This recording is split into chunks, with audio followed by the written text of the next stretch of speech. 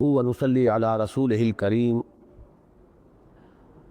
أما بعد فأعوذ بالله من الشيطان الرجيم بسم الله الرحمن الرحيم ما أصاب من مصيبة إلا بإذن الله ومن يؤمن بالله يهد قلبه والله بكل شيء عليم وأطيعوا الله وأطيعوا الرسول فإن توليتم فإنما على رسولنا البلاغ المبين الله لا إله إلا هو وعلى الله فليتوكل المؤمنون يا أيها الذين آمنوا إن من أزواجكم وأولادكم عدوا لكم فاحذروهم وإن تعفوا وتصفحوا وتغفروا فإن الله غفور رحيم إنما أموالكم وأولادكم فتنة والله عنده أجر عظيم فاتقوا الله ما استطعتم واسمعوا وأطيعوا وأنفقوا خيرا لأنفسكم ومن يوق شح نفسه فأولئك هم المفلحون إن تقرضوا الله قرضا حسنا يضاعفه لكم ويغفر لكم والله شكور حليم عالم الغيب والشهادة العزيز الحكيم صدق الله العظيم رب اشرح لي صدري ويسر لي أمري واحلل عقدة من لساني يفقهوا قولي اللهم ربنا ألهمنا رشدنا واعذنا من شرور أنفسنا اللهم أرنا الحق حقا وارزقنا اتباعه وأرنا الباطل باطلا وارزقنا اجتنابه اللهم ربنا نور قلوبنا بالإيمان واشرح صدورنا للإسلام اللهم وفقنا لما تحب وترضى آمين يا رب العالمين۔ سورہ تغابن کے بارے میں آپ کو یہ یاد ہوگا کہ 10 مدنی صورتوں کا جو ایک گلدستہ 27ویں پارے کے آخر سے شروع ہو کر 28ویں پارے کے اختتام تک چلتا ہے، ان میں یہ 8ویں صورت ہے۔ 2 صورتیں ابھی بقایا ہے، سورۃ الطلاق، سورۃ التحریم۔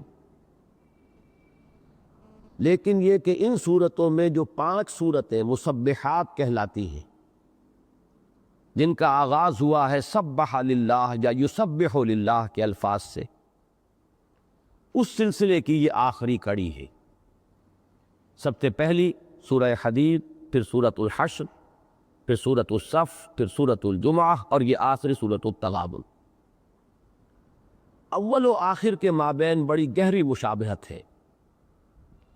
وہ مشابہت آپ پہلے 2 درسوں میں نوٹ کر چکے ہیں کہ سورہ حدید میں پہلی 6 آیات ذات و صفات باری تعالیٰ کے ضمن میں انتہائی جامع مقام ہے قرآن حکیم کا، اور بلند ترین علمی سطح پر بحث ہوئی ہے۔ یہی وجہ ہے کہ اس میں وہ مشکل ترین آیت بھی ہے قرآن مجید کی، هو الاول والآخر والظاہر والباطن وہو بکل شیء علیم۔ یہاں ہم نے دیکھا کہ پہلی 4 آیات اسی طرح اللہ تعالیٰ کی ذات و صفات کے بیان پر مشتمل ہے۔ پھر وہاں ہم نے دیکھا تھا، یاد ہوگا، کہ ان 6 آیات کے بعد آمنوا باللہ ورسولہ وانفقوا مما جعلکم مستخلفین فیہ، 7ویں آیت تھی۔ یہاں یہ ہے کہ 4 آیات کے بعد 3 آیتیں اور آئی تھیں، جس میں ایمان بالرسالت اور ایمان بالمعاد یا ایمان بالآخرت کا بیان بھی آیا۔ پھر آیت آئی فآمنوا باللہ ورسولہ والنور الذی انزلنا واللہ بما تعملون بصیر خبیر۔ تو بہت ہی مناسبت چلی آ رہی ہے۔ البتہ اس میں ایک بات آج نوٹ کر لیجئے سورہ حدید کی ابھی جو میں نے آیت آپ کو سنائی اس میں دو چیزیں آئیں، آمنو اور انفقو، ایمان لاؤ اور خرچ کرو، دو چیزیں کھپا دو، لگا دو۔ اس صورت میں آپ دیکھیں گے کہ جس طرح پرکار کے یہ دو ٹانگیں جو ہوتی ہیں کھول دی جائیں، اس طرح یہ آمنو اور انفقو کو کھول دیا گیا ہے، اور درمیان میں بہت سے تقاضے جو ایمان کے ہیں انہیں مزید وضاحت کے ساتھ بیان کیا گیا ہے۔ لہذا صورت ختم ہوگی اسی مضمون پہ، چونکہ میں نے آیت جو ہے آخری آیت تک پڑھ دیا ہے، وَأَنفِقُوا خَيْرًا لِأَنفُسِكُمْ وَمَنْ يُوقَ شُحَّ نَفْسِهِ فَأُولَٰئِكَ هُمُ الْمُفْلِحُونَ ان تقرضوا اللہ قرضا حسنا یضاعف لکم ویغفر لکم واللہ شکور حلیم۔ آخری مضمون یہی ہے۔ تو آمنو اور انفقو، لیکن اس کے درمیان ایمان کے کچھ اور تقاضے ہیں، کچھ مضمرات ہیں جنہیں کھول کر بیان کیا گیا۔ وہ اس کا بیان جو ہے ہمارے ہاں 2 درسوں میں مکمل ہوگا۔ یہ جو 8 آیات ہے دوسرے رکوع کی، 5 کا مطالعہ آج ہم کریں گے، بقیہ 3 انشاءاللہ تعالی آئندہ درس میں ہم پڑھیں گے۔ ایک بات جو میں نے پہلے بھی عرض کی تھی، بس اس کا اعادہ کر دوں تو پھر ہم آگے بڑھیں گے۔ اس سورت کے جو 2 رکوع ہیں ان کے مابین تقسیم جو ہے میں نے کئی مرتبہ آپ کو بتائی ہے۔ پہلے رکوع میں ایمان کا بیان اور ایمان کی دعوت، دوسرے رکوع میں ایمان کے تقاضے اور ان کو پورا کرنے کی پرزور تلقین۔ پہلے رکوع کی 10 آیات میں سے 7 آیات میں ایمانیات ثلاثہ کا بیان، نیریشن، اور اس کے بعد فآمنوا باللہ، اب یہ ایمان کی دعوت ہے 3 آیات میں۔ یہ جو 8 آیتیں ہیں دوسرے رکوع کی، ان میں بھی 5 آیات میں ایمان کے مضمرات اور تقاضے ان کو کھول کر بیان کر دیا۔ فاتقوا اللہ ما استطعتم سے اب اس کا تقاضا شروع کیا کہ اگر واقعتاً ایمان لائے ہو تو پھر اب یہ تقاضے پورے کرو۔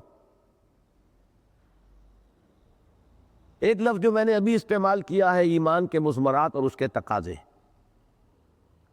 یہ کون سے ایمان کے مضمرات ہیں؟ ایک ایمان ہے قانونی ایمان، اقرار باللسان، ایک ایمان ہے حقیقی ایمان جو قلبی یقین کی صورت اختیار کرے۔ یہاں بحث اس قانونی ایمان سے نہیں ہے، اور حقیقی ایمان ہے وہی جو دل میں جاگزیں ہو جائے، یقین کی صورت اختیار کر لے۔ یقین پیدا کرے نادا، یقین سے ہاتھ آتی ہے، وہ درویشی کے جس کے سامنے جھکتی ہے فق پوری۔ وہ ایمان در حقیقت کیا ہے؟ جرمن زبان کی ایک اصطلاح ہے فلسفے کی، ویلٹن شوانگ۔ یہ کائنات کی تعبیر ہے، یہ ایک نظریہ ہے کائنات کے بارے میں، اس کی حقیقت کے بارے میں، اپنے بارے میں، اپنی زندگی کی حقیقت کے بارے میں۔ ان چیزوں کو ماننے کے بعد لازماً کچھ تقاضے ہیں اس کے۔ اس شخص کا تصور کیجئے جسے یقین ہے کہ اس کائنات کا ایک خالق ہے، مالک ہے، مدبر ہے، وہ ہر جگہ موجود ہے، ہر آن میرے ساتھ ہے، وہ علی کل شیء قدیر ہے، بکل شیء علیم ہے، کوئی چیز اس کے علم سے باہر نہیں، کوئی شے اس کی قدرت سے خارج نہیں، اور مجھے مرنے کے بعد لازماً اس کے حضور میں حاضر ہونا ہے، اور مجھے اپنے ایک ایک عمل کی جواب دہی کرنی ہے، میرا محاسبہ ہو کر رہے گا، پھر مجھے اس کا بدلہ مل کر رہے گا۔ وَإِنَّهَا لَجَنَّةٌ أَبَدَا نہ نَارٌ أَبَدَا۔ پھر اللہ نے بڑا مجھ پر فضل کیا ہے کہ اگرچہ اس نے مجھے عقل سے نوازا، میرے اندر بدی اور نیکی کا ایک شعور ودیت کیا، مزید اس نے فضل کیا، اپنی کتابیں نازل فرمائیں، اپنے برگزیدہ بندوں پر وحی کے ذریعے سے اپنی ہدایت جو ہے ارسال فرمائی، اور ان کو مامور کیا کہ وہ اپنے قول سے، اپنے عمل سے، اپنے فعل سے، اپنی سیرت سے، اپنے کردار سے اس راہ ہدایت کو مبرہن کر دیں، واضح کر دیں، روشن کر دیں۔ یہ ہے 3 چیزیں کہ جن کو مان کر کوئی شخص مسلمان بنتا ہے۔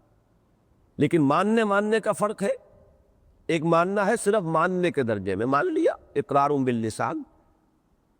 اس صورت میں تو سورہ صف میں جو آیت ہم پڑھ چکے ہیں، یہ بھی ہو سکتا ہے کہ قول کچھ اور و عمل کچھ اور۔ قولاً ایمان بالآخرہ، اور عملاً سارا ایمان دنیا پر ہے، ساری دوڑ دھوپ دنیا کے لیے ہے، ساری انسان کی سعی و جہد دنیا کے لیے ہے، اس کے لیے حلال حرام کی تمیز بھی وہ ختم کیے بیٹھا ہے، کہتا یہ کہ میں آخرت پر ایمان رکھتا ہوں۔ قولاً ایمان ہے اللہ پر اور اللہ کی کتاب پر، اللہ کے قانون پر، حقیقتاً زندگی میں نظر آ رہا ہے اسے پرواہ نہیں ہے کہ قرآن نے کیا حکم دیا، قرآن نے کس شے کو حلال ٹھہرایا، کس کو حرام ٹھہرایا، کوئی پرواہ نہیں ہے کہ اللہ نے کہ اوامر کیا ہے، نواہی کیا ہے۔ تو جس پر تبصرہ کیا گیا بڑا بھرپور کہ یا ایھا الذین آمنوا لم تقولون ما لا تفعلون کبر مقتا عند اللہ ان تقولوا ما لا تفعلون، تو وہ تو ہے معاملہ علیحدہ، اس سے بحث اس وقت نہیں ہے، اس کو ذہن سے نکال دیجئے۔ تصور کیجئے ایک ایسے شخص کا جس کے دل میں یقین ہے، جس کا سینہ نور ایمان سے منور ہے، جس کے بارے میں سورہ حدید کی وہ آیت آپ نے پڑھی کہ هو الذی ينزل على عبده آیات بینات لیخرجکم من الظلمات الی النور، اللہ نے اسے تاریکیوں سے نکال لیا ہے، نور ایمان میں اللہ انہیں لے آیا ہے۔ اب ان کی زندگیوں میں کیا نتائج نکلنے چاہیے، اس ایمان کا کیا نتیجہ مترتب ہونا چاہیے ان کی سوچ پر، ان کے نقطہ نظر پر، ان کے زاویہ نگاہ پر، ان کے ویلیو سٹرکچر پر، ان کے نظام اقدار پر، ان کے طرز عمل پر۔ آخر یہ تو نہیں ہو سکتا کہ یہ نقطہ نظر ہو واقعتاً انسان کا اور پھر زندگی میں کوئی تبدیلی نہ آئے۔ ایک شخص وہ ہے جو سمجھتا ہے کہ بابر بعیش کوش کے عالم دوبارہ نہیں، کوئی دوسری زندگی نہیں ہے، وما ہی الا حیاتنا الدنیا نموت ونحیا وما یہلکنا الا الدہر، نہیں ہے کوئی زندگی مگر یہی دنیا کی زندگی، ہم خود ہی مرتے ہیں خود ہی جیتے ہیں، کوئی ہمیں مارنے والا نہیں سوائے گردش فلک کے کہ آپ چکی چل رہی ہے، پیس رہی ہے، باقی یہ کہ کسی نہ ہستی کو ہم مانتے ہیں کہ خالق ہے اور مدبر ہے، نہ کسی دوسری زندگی کو مانتے۔ اب اس کا ایک نتیجہ نکلے گا اس کی زندگی میں، بابر بعیش کوش کہ عالم دوبارہ نہیں۔ اب جہاں بھی ہاتھ پڑ سکتا ہے ڈالو، جو عیش کر سکتے ہو کرو، اس چکر ہی میں نہ پڑو کیا جائز ہے کیا ناجائز، کیا صحیح کیا غلط، بے وقوفی ہے۔ زیادہ سے زیادہ دنیا میں جو نظام احتساب ہے اس سے اپنے آپ کو بچا لو، یہاں کے پولیس پرچے کا حفاظت کر لو کہیں، باقی ہے کہ آگے کی پوچھ تاچھ تو کوئی ہے ہی نہیں۔ ایک وہ شخص ہے جو سمجھتا ہے کہ یہ تو زندگی جو ہے بڑی عارضی سی زندگی ہے، اصل زندگی تو وہ ہے وَإِنَّ دَارَ الْآخِرَةَ لَهِيَ الْحَيَوَانُ لَوْ كَانُوا يَعْلَمُونَ، اصل زندگی تو ہے ہی آخرت کی زندگی، کاش کہ انہیں معلوم ہوتا۔ جس پر یہ حقیقت منکشف ہو جائے اب اس کا ویلیو سٹرکچر بالکل بدل جائے گا، اس کی سوچ بدل جائے گی، اس کی زندگی میں اس کے طرز عمل میں ایک انقلاب آ جائے گا۔ تو یہ ایک مثال میں نے آپ کو دی ہے، لیکن آج جو 5 آیات ہمیں پڑھنی ہے ان میں ایک عجیب سائنٹیفک انداز میں، ایک عجیب ترتیب میں 5 ثمرات یا نتائج، اب میں نے مضمرات کہے تھے اور اب ثمرات کا لفظ استعمال کر رہا ہوں۔ مضمرات کسے کہتے ہیں؟ کوئی چیزیں کسی شے میں پوشیدہ ہیں، نظر نہیں آ رہی، پوشیدہ ہیں۔ مضمر کہتے ہیں چھپی ہوئی شے، ضمیر ہمارے اندر چھپی ہوئی ایک حقیقت ہے، وہ ضمیر ہے چھپی ہوئی شے۔ تو مضمرات ایمان کے ہیں، ایمان میں امپلائیڈ ہے کچھ چیزیں کہ جنہیں کھول کر یہاں بیان کیا جا رہا ہے، وہ اس کے مضمرات ہیں۔ اسی طریقے سے اس کی مثال سمجھیے جیسے کہ کلی ہے، اس کے اندر پتیاں ہوتی ہیں لیکن بند کلی ہے، پتیاں نظر نہیں آ رہی، پتی وہ کلی کھلتی ہے، وہی پتیاں جو موجود تھی نمایاں ہو گئی، کہیں باہر سے نہیں آئی ہے لیکن پہلے وہ ظاہر نہیں تھی اب ظاہر ہو گئی۔ تو جو شے مضمر ہے اسے ظاہر کرنا۔ اور دوسرا لفظ استعمال کیا ثمرات، یہ بڑا اہم لفظ ہے۔ دیکھیے جب آپ دیکھتے ہیں کہ آم کا درخت ہے تو وہ درخت ایک تدریج کے ساتھ ارتقا کرتے ہوئے پروان چڑھتا ہوا جاتا ہے، پھر اس میں آم لگتا ہے۔ اگر درخت کا جو بیج تھا، جو گٹھلی تھی وہ صحت مند تھی، زمین بھی جس میں کہ وہ گٹھلی ڈالی گئی، وہ دبائی گئی، وہ بھی صحت مند زمین تھی، اس کے اندر پوٹینشیلٹیز تھیں، استعدادات تھیں، تو آم کا درخت وجود میں آئے گا اور ایک وقت میں آ کے اس میں آم کا پھل لگے گا۔ تو یہ ثمرات ہے۔ ایمان کو بھی سمجھیے وہ ایک درخت ہے لیکن وہ ایک ٹنڈ منڈ درخت نہیں ہے، اس کے ثمرات ہے۔ اگر واقعی ایمان ہے تو اس کے کچھ نتائج نکلیں گے، کچھ پھول اس پر کھلیں گے، کچھ پھل اس پر آئیں گے۔ وہ پھول اور پھل کیا ہیں ایمان کے؟ اب ویسے تو یہ کہ ان کو بیان کیا جائے تو لمبی داستان ہو جائے گی، یہاں نہایت جامعیت کے ساتھ 5 آیات میں سمو دیا گیا، اور ان 5 آیات میں بظاہر آدمی جب ان کو پڑھے گا تو معلوم ہوگا نعوذ باللہ من ذالک سمجھانے کے لیے لفظ کہہ رہا ہوں کہ بالکل انمل بے جوڑ سی باتیں ہیں. ایک بات مشرق کی، ایک مغرب کی، ایک یہاں کی، ایک وہاں کی، بظاہر کوئی ربط نہیں ہے. یہ مسئلہ ذرا آج 1-2 منٹ میں لے لوں اس پر کہ سمجھ لیجئے. قرآن مجید ہماری دنیا کی دوسری تصانیف سے بالکل مختلف کتاب ہے.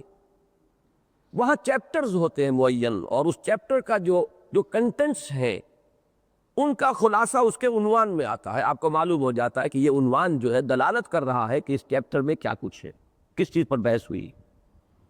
اور پھر یہ کہ دنیاوی تصنیف کا عیب ہے، جو مضمون اس چیپٹر میں بیان ہو گیا اسے پھر کہیں ریپیٹ کریں گے آپ تو آپ مصنف نہیں ہیں. پھر ایک چیپٹر میں ایک بحث مکمل ہو گئی، اب آگے پڑھیے دوسرے چیپٹر میں، اب پچھلی بات دوبارہ ریپیٹ نہیں ہوگی. پھر چیپٹرز میں آپ سب ہیڈنگز قائم کرتے ہیں جس سے معلوم ہوتا ہے کہ یہ مضمون جو اس چیپٹر کا کس ترتیب کے ساتھ آگے جا رہا ہے. قرآن مجید ایک ایسی کتاب ہے جس کی صورتیں جو ہے چیپٹرز نہیں ہیں، جس کے نام اس کے مضمون پر دلالت ہی نہیں کرتے، محض بطور علامت ہے. سورۃ البقرہ، اب یہ گائے کی صورت اس معنی میں نہیں ہے کہ گائے کی اناٹومی اور گائے کی فزیولوجی اور گائے کے فوائد اور گائے کے جو بھی اور اوصاف ہے اس میں بیان کیے گئے ہو. تو گائے کا ایک جگہ ذکر آیا ہے کہ گائے ذبح کرنے کا حکم دیا گیا تھا بنی اسرائیل، ذکر ہے. تو یہ صرف بطور علامت نام ہے، پھر نیچے کوئی سب ہیڈنگز نہیں ہے.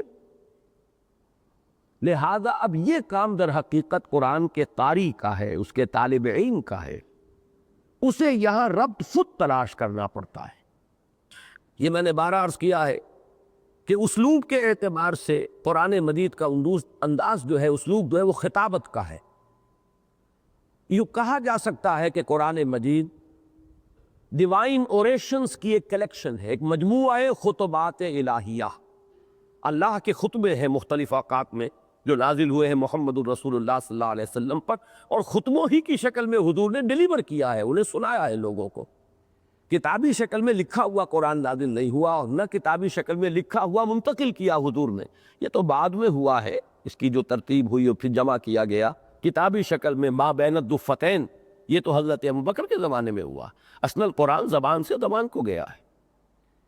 تو یہ ہے ایک کلیکشن آف ڈیوائن اوریشنز، اور اس میں آپ دیکھتے ہیں مضامین دہرا کراتے. قصہ آدم و ابلیس 7 صورتوں میں موجود ہے، لیکن ہر صورت کا اپنا ایک مضمون ہے. اس مضمون میں قصہ آدم و ابلیس کا وہ پہلو آئے گا جو اس مضمون سے متعلق ہے. دوسری جگہ اسی قصے کا ذکر ہوگا تو وہ کسی دوسرے رخ سے ہوگا کہ جو اس صورت کا جو ایکسس ہے، اس کا عمود ہے، جو اس سے متعلق ہے. لہذا یہاں آپ دیکھتے ہیں کہ چیزیں ریپیٹ ہوتی. لیکن اس وقت جو کچھ مجھے عرض کرنا تھا وہ یہ ہے کہ ہمیں ربط اور ترتیب قرآن میں تلاش کرنی ہوگی. اس کی گہرائیوں میں غوطہ زنی کریں گے تو معلوم ہوگا کہ یہاں کس ترتیب سے بات ہو رہی. اب یہ جو 5 آیات ہیں اس کے لیے پہلے سے سمجھ لیجئے کہ ترتیب کیا ہے اس میں، تاکہ آسانی ہو جائے. دیکھیے، ایک انڈیویجول کو فرض کیجئے، ایک انسان، میں بھی ایک فرد ہوں، آپ بھی ایک فرد ہیں، زید، بکر، عمر سب ایک فرد ہے.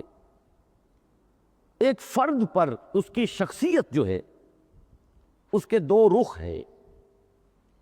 کچھ حالات اس پر وارد ہوتے ہیں، تکلیف آ گئی، کوئی مسرت کا موقع آ گیا، بیماری آ گئی، صحت ہو گئی، کوئی مقدمہ اچانک آ پڑا، کہیں ایکسیڈنٹ ہو گیا، ٹانگ ٹوٹ گئی، کوئی عزیز فوت ہو گیا، کوئی بہت بڑا لاس ہو گیا، یا کوئی بہت بڑا اچانک گین ہو گیا.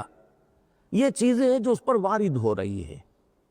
یہ تمام چیزیں ہیں جن سے انسان تأثر قبول کرتا ہے، یہ اس پر مؤثر ہے، اثر انداز ہوتی. یہ اس کی شخصیت کا ایک ریسیپینٹ پہلو ہے، وصول کرنے والا، کہ خارج سے حالات اور کیفیات اس پر وارد ہو رہی. اس کی انڈیویجول شخصیت کا دوسرا پہلو کیا ہے؟ اس سے کچھ اعمال صادر ہو رہے ہیں. یہ صدور، صادر ہونا، یہ اس سے خارج ہو رہا ہے. اس کے ہاتھوں سے کوئی عمل ہوا ہے، اس کے آنکھ کچھ دیکھ رہی ہے، اس کے پاؤں کہیں چل رہے ہیں، اس کا ذہن کوئی نقشہ بنا رہا ہے، کوئی عزائم جو ہے اس کو پروان چڑھا رہا ہے، امنگیں ہیں، ولولے ہیں. یہ مختلف اعضاء و جوارح ہیں جس سے اس کے اعمال ثابت ہوتے. انسانی شخصیت کو ایک انڈیویجول کی حیثیت سے فرض کر کے اس کے یہ دو اسپیکٹ سامنے رکھ لیجئے. ایک وہ حالات و کیفیات جو انسان پر وارد ہوتی ہیں، ایک وہ افعال و اعمال جو انسان سے صادر ہوتے. یہ ایک انڈیویجول کی شخصیت کے دو رخ ہیں. اس کے بعد یہ کہ انسان گریگوریس اینیمل ہے، مل جل کر رہتا ہے، متمدن حیوان ہے. اب اس کی انڈیویجول شخصیت کے گرد کچھ غلاف ہیں، کچھ رشتہ داریاں ہیں جن میں یہ جکڑا ہوا ہے. کسی کا یہ بیٹا ہے، کسی کا باپ ہے، کسی کا بھائی ہے، کسی کا شوہر ہے، یا کوئی کسی کی بیوی ہے، کسی کی ماں ہے، کسی کی بیٹی ہے، کسی کی بہن ہے. پھر قبیلہ ہے، قبیلے کے بعد قوم ہے. یہ ایک جکڑ بند ہے ایک معاشرتی تعلقات کا، علائق دنیاوی کا، جس میں انسان بندھا ہوا ہے. اور دوسرے مادی جو اسباب و وسائل ہیں اس زندگی کے لیے، یہ دو چیزیں ہیں کہ جس میں اس کی شخصیت گھری ہوئی ہے. یہ گویا کہ غلاف ہیں جو اس کی شخصیت کے گرد لپٹے ہوئے ہیں. اب ان چیزوں میں ایمان کا نتیجہ کیا نکلتا ہے، اس کے اوپر وارد ہونے والی کیفیات کے ضمن میں اب اس کا نقطہ نظر کیا ہو جائے گا، اس سے صابر ہونے والے اعمال میں ایمان کا کیا نتیجہ ظاہر ہوگا، کیا اثر مترتب ہوگا. علائق دنیاوی، ان کے بارے میں اس کا نقطہ نظر کیا ہوگا. مال و اسباب دنیاوی، اس کے بارے میں اس کا نقطہ نظر کیا ہوگا. اگر یہ چار چیزیں واضح ہو جائیں تو گویا کہ اصول معین ہو گئے. باقی اب اس کی شرحیں ہوں گی. جیسے ایک درخت کی چار بڑی بڑے تنے سے چار شاخیں نکلی، اب شاخ در شاخ، شاخ در شاخ وہ پھیلتی جائے گی. لیکن یہ کہ یہ چار شاخیں اگر آئیڈینٹیفائی ہو جائیں تو پھر گویا کہ آگے جو ہے اس خاکے میں تفصیل کا رنگ انسان جو ہے خود بھر سکتا ہے. ان چار ایسپیکٹس کو ذہن میں رکھیے. اور اب آئیے سب سے پہلی شے، انسان پر وارد ہونے والے حالات و کیفیات، کوائف. ان میں بھی جیسا کہ میں نے عرض کیا، کچھ ایسے ہوتے ہیں جو خوشگوار ہیں، کچھ ایسے جو ناگوار ہیں. لیکن یہ کہ ان کے بارے میں نقطہ نظر کیا ہے. ایک شخص کے جو خدا کو یا جانتا نہیں، اللہ کو مانتا نہیں، یا مانتا ہے تو سرسری طور پر مانتا ہے، وہ اس کے دل کے اندر اس کی معرفت جو ہے وہ جاگزی نہیں ہوئی، وہ کیا سمجھے گا جو کچھ ہو رہا ہے کوئی اندھا بہرا مادہ ہے، کوئی قوتیں ہیں، فزیکل فورسز ہیں، ان کا انٹرپلے ہے، اس سے یہ حالات و واقعات وجود میں آ رہے ہیں. اس پہ مجھے کبھی مصیبت آ جاتی ہے، کبھی تکلیف آ جاتی ہے، کبھی سیلاب آ گیا ہے، کبھی کوئی اور ہے، گھر میں آگ لگ گئی ہے، کوئی عزیز میرا فوت ہو گیا ہے. اب ایک ایسا شخص جو ہے، پھر یہ کہ جو کچھ اس پر بیت رہی ہے، خوشی والی چیزوں سے وہ اتنا متاثر نہیں ہوتا، فخر و غرور پیدا ہو جائے گا. لیکن تکلیف دہ شے جو ہے اس سے وہ بہت متاثر ہوتا ہے، اس کے اعصاب پر اس کا بڑا دباؤ پڑتا ہے، اس کا وہ اثر قبول کرتا ہے. اور یہ چیزیں جو ہے ظاہر بات ہے کہ ایک سلسلہ اسباب ہے جس سے ہو کر آ رہی. آگ لگ گئی، لیکن کیسے لگ گئی؟ اچانک لگ گئی. اس کائنات کا کوئی مدبر نہیں ہے پھر کہ جو کنٹرول کر رہا ہو اس کو. اگر اچانک لگ گئی، خود بخود لگ گئی، تو اس کا تو مطلب یہ ہے کہ اس کائنات میں یہ جو قوتیں ہیں از خود کار فرما ہے، کسی کا ارادہ، کسی کی مشیت اسے کنٹرول نہیں کر رہا. تمہارا عزیز کوئی فوت ہو گیا تو کیا خود بخود فوت ہو گیا، یا یہ کہ کوئی یحیی و یمیت جو اس سورہ مبارکہ کی پہلی آیت میں آیا، لہ الحمد، لہ الملک و لہ الحمد، اور سورہ حدید میں آیا یحیی و یمیت، وہی زندہ رکھتا ہے، وہی مارتا ہے. اگر یہ یقین ہے تو اگر کوئی فوت ہو گیا، کوئی اور تکلیف آ گئی، تو کیا اس کے اذن کے بغیر آ گئی؟ اگر اس کے اذن میں ہے، اس کی مشیت میں ہے، اس کی اجازت سے ہوا ہے، تو کیا وہ اندھا بہرا ہے معاذ اللہ؟ کیا وہ تمہارا دشمن ہے؟ کیا وہ تمہارا بدخواہ ہے؟ معاذ اللہ، سب معاذ اللہ. جو بھی کچھ ہو رہا ہے اس کے اندر کوئی نہ کوئی خیر مضمر ہے، کوئی بھلائی ہے. اگرچہ تمہیں اپنی بھلائی نظر نہیں آتی، تم شارٹ سائٹڈ ہو، تم صرف سامنے کی چیز دیکھ رہے ہو، دور کی بات نہیں دیکھ رہے. عسیٰ ان تحبوا شیئا وہو شر لکم وعسیٰ ان تکرہوا شیئا وہو خیر لکم. ہو سکتا ہے کہ کوئی شے تم پسند کرو، درحال ہے کہ اس میں تمہارے لیے برائی ہے، شر ہے. اور ہو سکتا ہے کہ کوئی چیز تمہیں ناگوار ہو، اور حقیقت میں وہی تمہارے لیے خیر ہو۔ واللہ یعلم وانتم لا تعلمون، اللہ جانتا ہے تم نہیں جانتے۔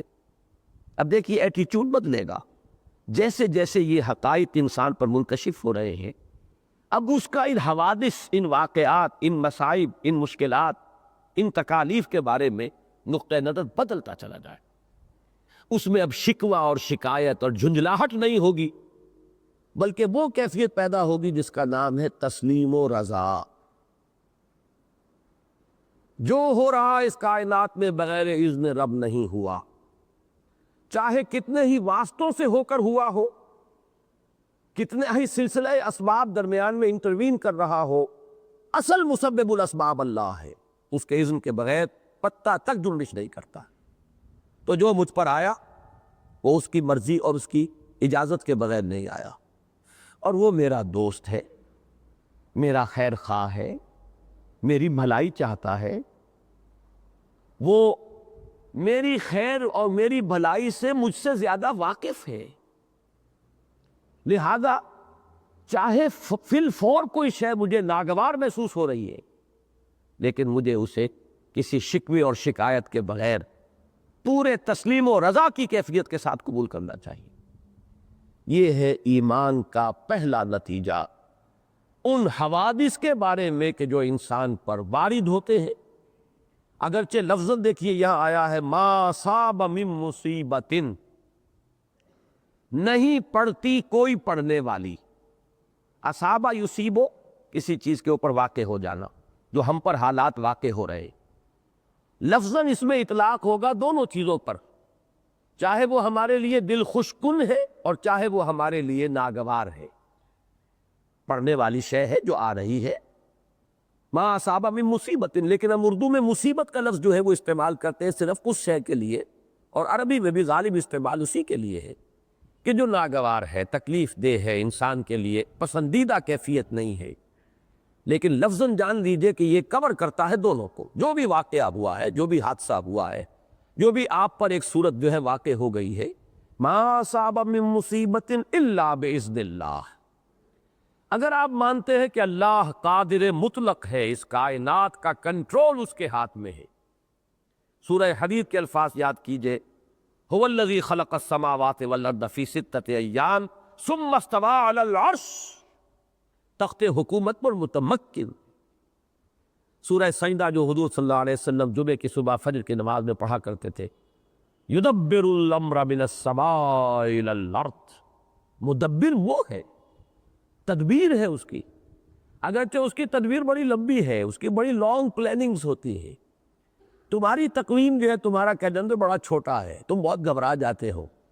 اللہ کا دن جو ہے وہ 10,000 برس کے برابر ہے، اللہ کی تقویم اور پلاننگ اسی کے حساب سے ہے۔ لیکن بیدک الخیر انک علی کل شیء قدیر، وہ جو کچھ کر رہا ہے اور جو کچھ ہو رہا ہے، چاہے بظاہر میرے یا آپ کے لیے وہ شر بن گیا ہو، لیکن حقیقت میں کوئی نہ کوئی ان دی لانگ رن، آخر کار اس کے اندر سے خیر برآمد ہوگا۔ لہذا جو بھی ہو، ہر چہ ساقی مارخ عین الطافست، سرے تسلیم خم ہے جو مزاج یار میں آئے۔ کوئی شکوہ، کوئی شکایت، کوئی جھنجھلاہٹ، کیوں ہو گیا، کیسے ہو گیا، کس نے کر دیا، ہاں اے فلک پیر جمع تھا ابھی عارف، کیا تیرا بگڑتا جو نہ مرتا کوئی دن اور۔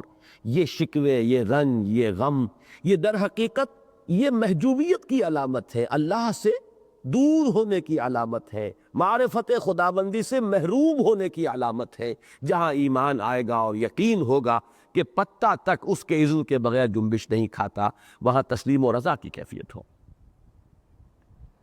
یہاں ذرا میں چاہوں گا کہ تقابل کر لیں، سورہ حدید میں نے کہا تھا اول و آخر بہت گہری مناسبت ہے ان دونوں صورتوں میں۔ اس آیت کا ترجمہ پہلے مکمل کر لیں، ما صاب من مصیبت الا باذن اللہ، نہیں پڑتی کوئی پڑنے والی مگر اللہ کے اذن سے۔ اذن رب کے بغیر پتہ تک جنبش نہیں کرتا۔ البتہ اس لفظ اذن کا اور اللہ کی رضا کا فرق ہے۔ میں نے ارادہ کیا کہ ہاتھ اٹھاؤں، نہیں اٹھا سکتا جب تک کہ اللہ کا اذن نہ ہو۔ اللہ کے اذن کے بغیر نہیں ہے یہ۔ لیکن اللہ راضی ہے یا ناراض یہ بات علیحدہ ہے. میں نے ہاتھ کس نیت سے اٹھایا، کس ارادے سے اٹھایا، چوری کے لیے اٹھایا یا کسی کی خدمت کے لیے، کسی کی تکلیف کو رفع کرنے کے لیے اٹھایا، اس کی بنا پر میں اللہ کے ہاں اجر یا سزا کا مستوجب ہو جاؤں گا. لیکن ہاتھ نہیں اٹھ سکتا اگر اللہ کا اذن ہوا، اس لیے کہ وہ کنٹرول کیے ہوئے اس پوری کائنات، ورنہ وہ قادر مطلق آ رہا. پھر ہر شے آزاد ہو گئی، اپنی مرضی سے حرکت کر رہی ہے. پھر تو یہ اندھیر نگری چوپٹ راج ہے.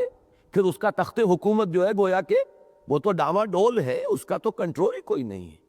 اس اللہ پر ایمان کہ جو اس کائنات پر مستولی ہے، جس کا تخت کائنات، تخت حکومت پر تسلط ہے. ثم استوى علی العرش، یہ ہے اس کا نتیجہ کہ کوئی شے اذن رب کے بغیر وجود میں نہیں آتی. رضا علیحدہ شے ہے، بالکل علیحدہ شے، وہ میں بعد میں بیان کروں گا. ما اصاب من مصیبت الا باذن اللہ ومن یؤمن باللہ. دیکھیے نوٹ کیجئے، یہ ایمان کا نتیجہ ہے.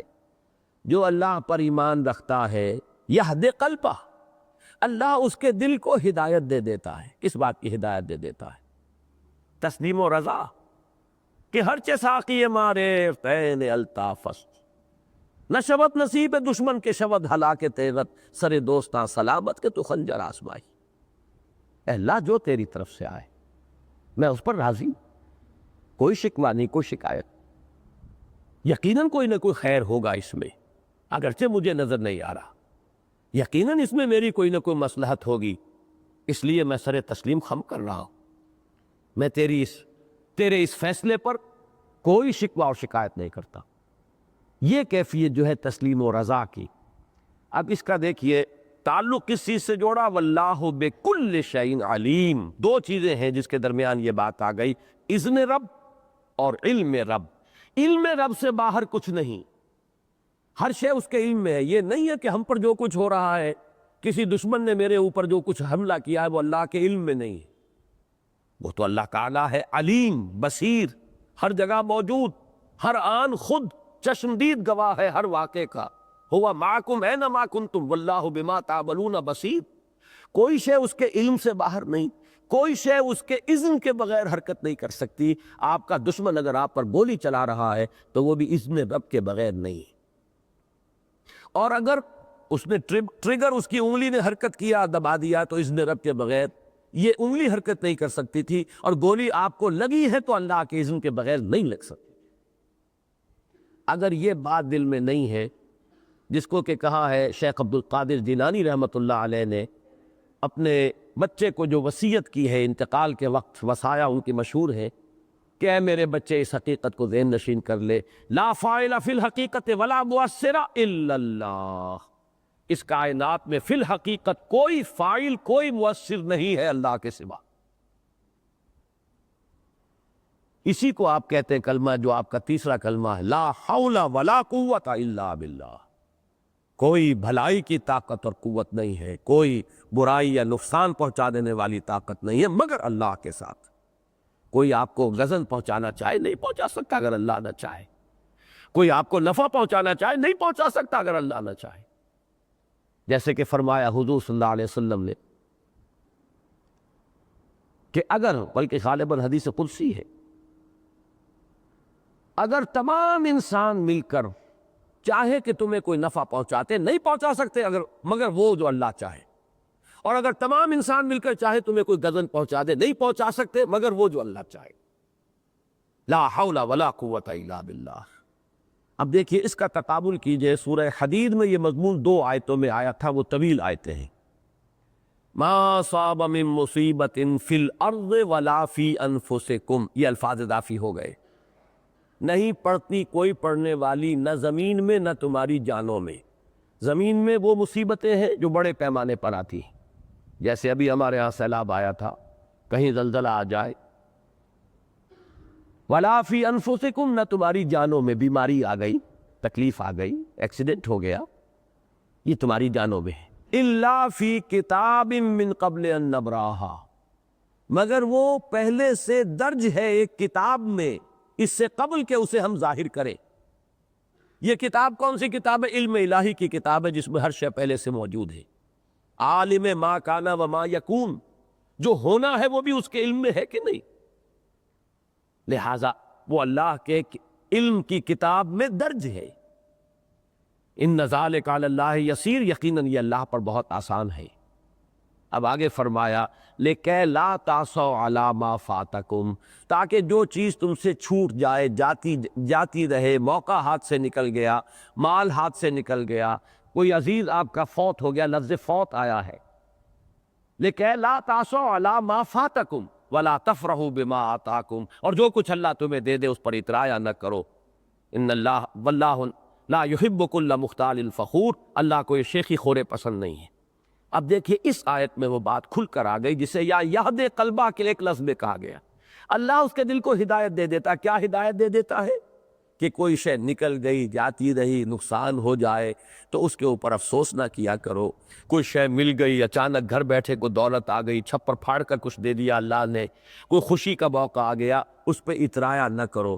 یہ دو کیفیات جو ہیں، اس میں جب آدمی کا یہ پینڈولم جو ہے سوئنگ کرتا ہے ادھر سے ادھر تک، تو اس کا میں نے ایک فارمولہ بیان کیا ہے، جتنا اس پینڈولم کا سوئنگ جو ہے زیادہ براڈ ہوگا، کہ ذرا خوشی آ گئی تو اترا رہے ہیں اور پھولے نہیں سما رہے، ذرا تکلیف آ گئی تو یئوساً کفور ہو کر بیٹھ گئے ہیں، یہ جتنا پینڈولم زیادہ ہوگا اتنی ہی اللہ سے محجوبیت ہے اور دوری ہے، اور جتنا اللہ سے قرب ہوگا اس پینڈولم کا جو حرکت ہے کم سے کم ہوتی چلی جائے گی، یہاں تک کہ وہ صورت پیدا ہو جائے کہ انسان ایک چٹان کے مانند رہے، بدلتے ہوئے حالات سے کوئی تاثر قبول نہ کرے۔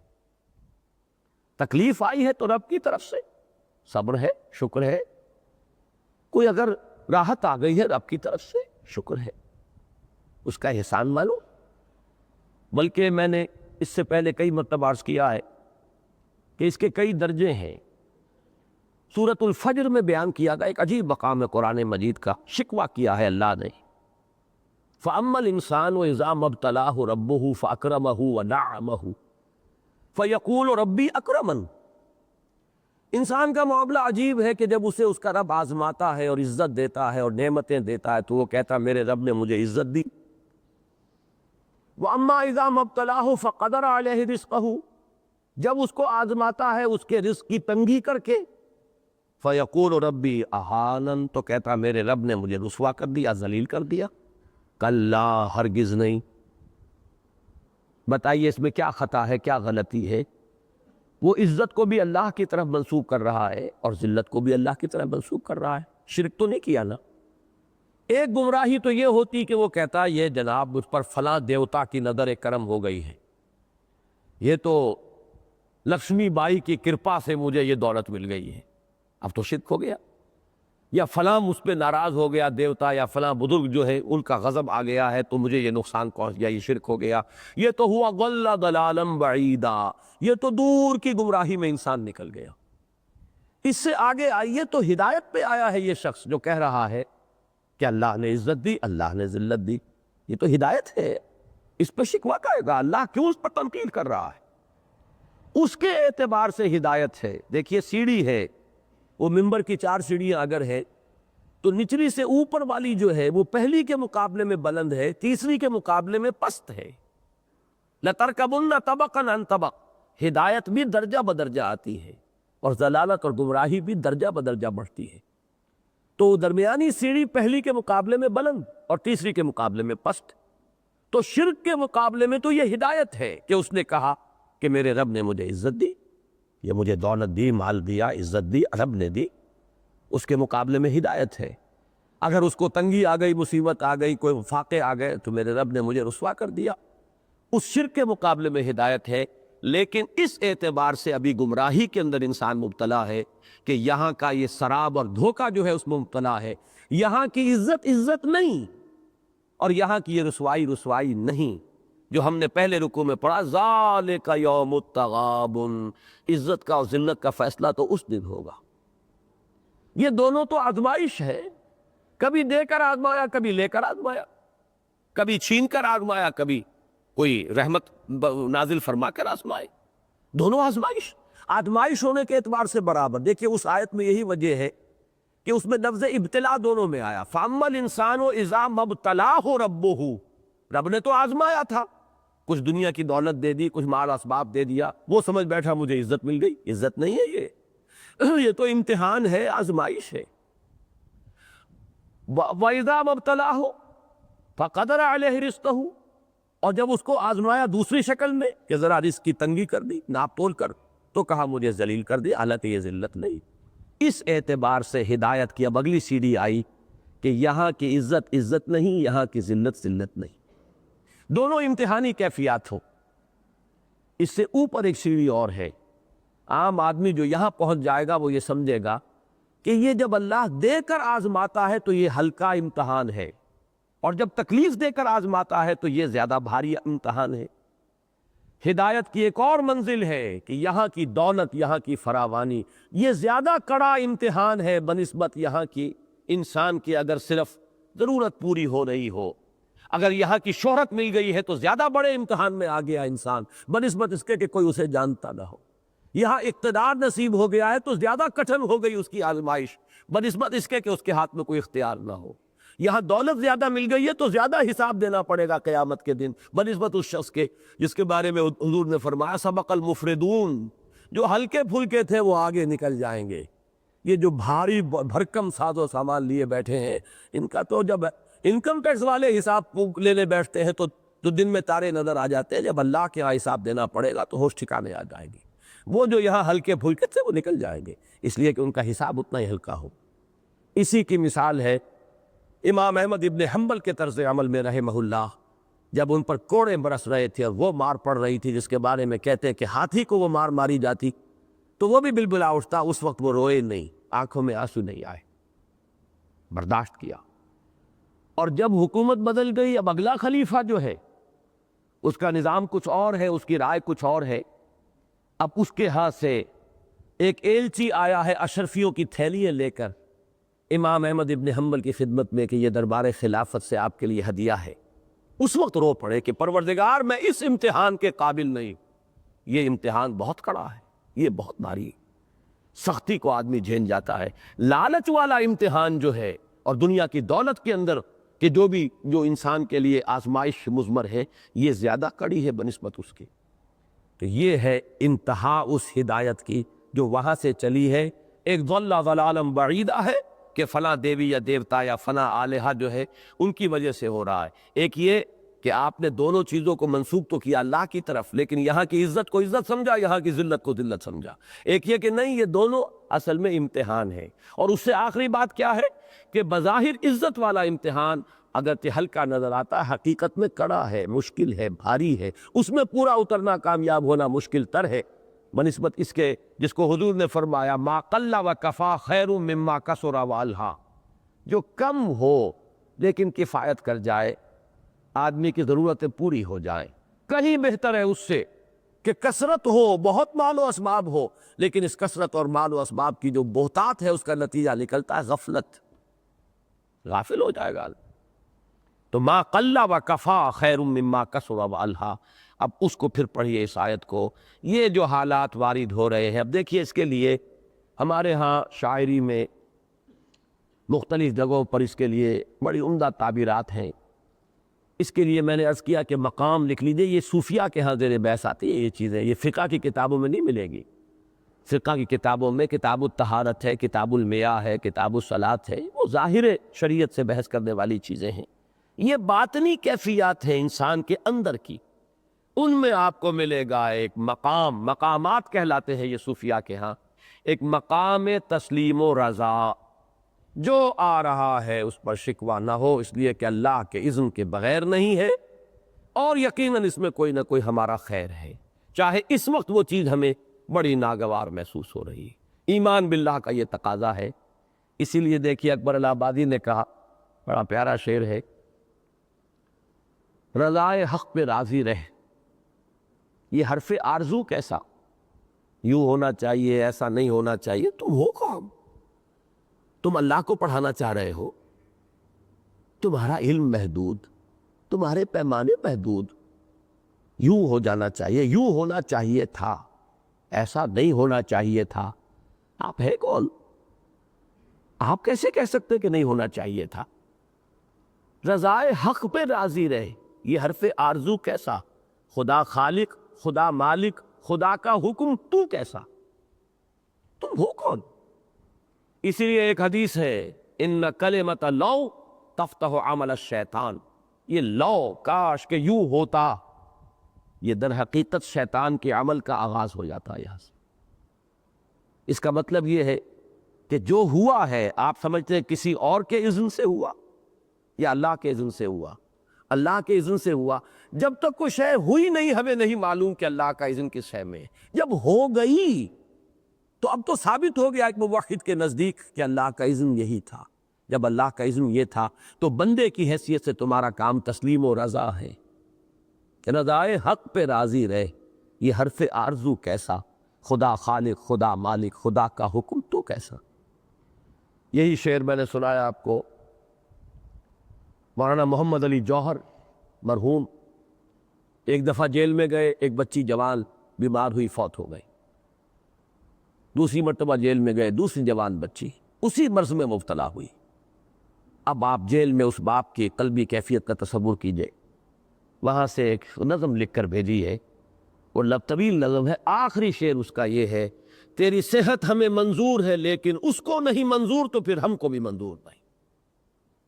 اللہ چاہتا ہے، ٹھیک ہے۔ اسی کو صوفیہ کہتے ہیں کل میت فی عید الغسال، ایسے ہو جاؤ جیسے کہ میت ہوتی ہے غسال کے ہاتھ میں۔ جو ہو رہا ہے اللہ کے اذن سے ہو رہا ہے، اس پر شکوہ شکایت کیا؟ Why to resist?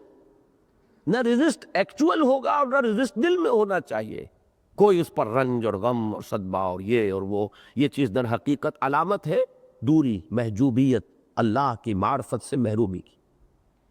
اکمال گئے ہیں اس میں آخری کلائمیکس پر۔ ان کا شعر جو ہے میرے نزدیک چوٹی کا شعر ہے: برو کشید ز پیچا کہ ہست و بود مرا، چه عقدہا کہ مقام رضا کشود مرا۔ یہ مقام رضا نے میرے کیسے کیسے عقدے حل کر دیے کہ جو ما شاء اللہ کانا وما لم یشاء لم یکن، جو اللہ نے چاہا وہ ہوا اور جو اللہ نے نہیں چاہا وہ ہو ہی نہیں سکتا تھا۔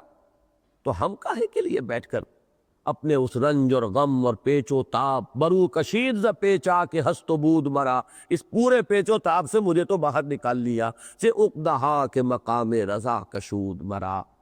یہ بات اب میرے تو چونکہ یہ دل پسند موضوعات میں سے ہے، یہ ایمان کے وہ حقائق ہیں کہ جو بدقسمتی سے بالکل اب چونکہ ہمارے ہاں ہو گئی اسپیشلائزیشن، ان چیزوں سے بحث کی صوفیہ نے، اور صوفیہ سے اس دور میں جو ہے بعد ہے، اس لیے کہ تصور میں بہت سی چیزیں غیر اسلامی بھی آ گئیں۔ لہٰذا جدید جو ذہن ہے، خاص طور پر ایکٹیوسٹ جو تحریکیں چلا رہے ہیں لوگ، ان کا اکثر و بیشتر جو ان کا حلقہ ہے وہ تصوف سے بڑی قد رکھتا ہے اور بعد ہے اسے۔ اس بعد میں جہاں وہ غلط چیزوں سے بچ گئے، وہاں یہ جو ہیرے موتی تھے اس تصوف کے دامن میں، اس سے بھی انسان محروم ہو کر رہ گیا ہے۔ یہ چیزیں ہماری بحث ہی سے خارج ہو گئی۔ اس لیے میں پورے شد و بد کے ساتھ، پورے زور شور کے ساتھ ان چیزوں کو بیان کرتا ہوں کہ یہ جو سورہ حدید میں کہا گیا ما اصاب من مصیبت فی الارض ولا فی انفسکم الا فی کتاب من قبل ان نبراها ان ذلک علی اللہ یسیر لکی لا تعصوا علی ما فاتکم ولا تفرحوا بما آتاکم واللہ لا یحب کل مختال فخور۔ یہاں فرمایا ما صاب من مصیبت الا باذن اللہ ومن یؤمن باللہ یہد قلبہ واللہ بکل شیء علیم۔ یہ کون سی عظیم حقیقت ہے کہ جن کو یہاں بیان کیا جا رہا ہے۔ اس میں ایک مغالطہ نہیں ہونا چاہیے، وہ میں ذرا بیان کر دوں۔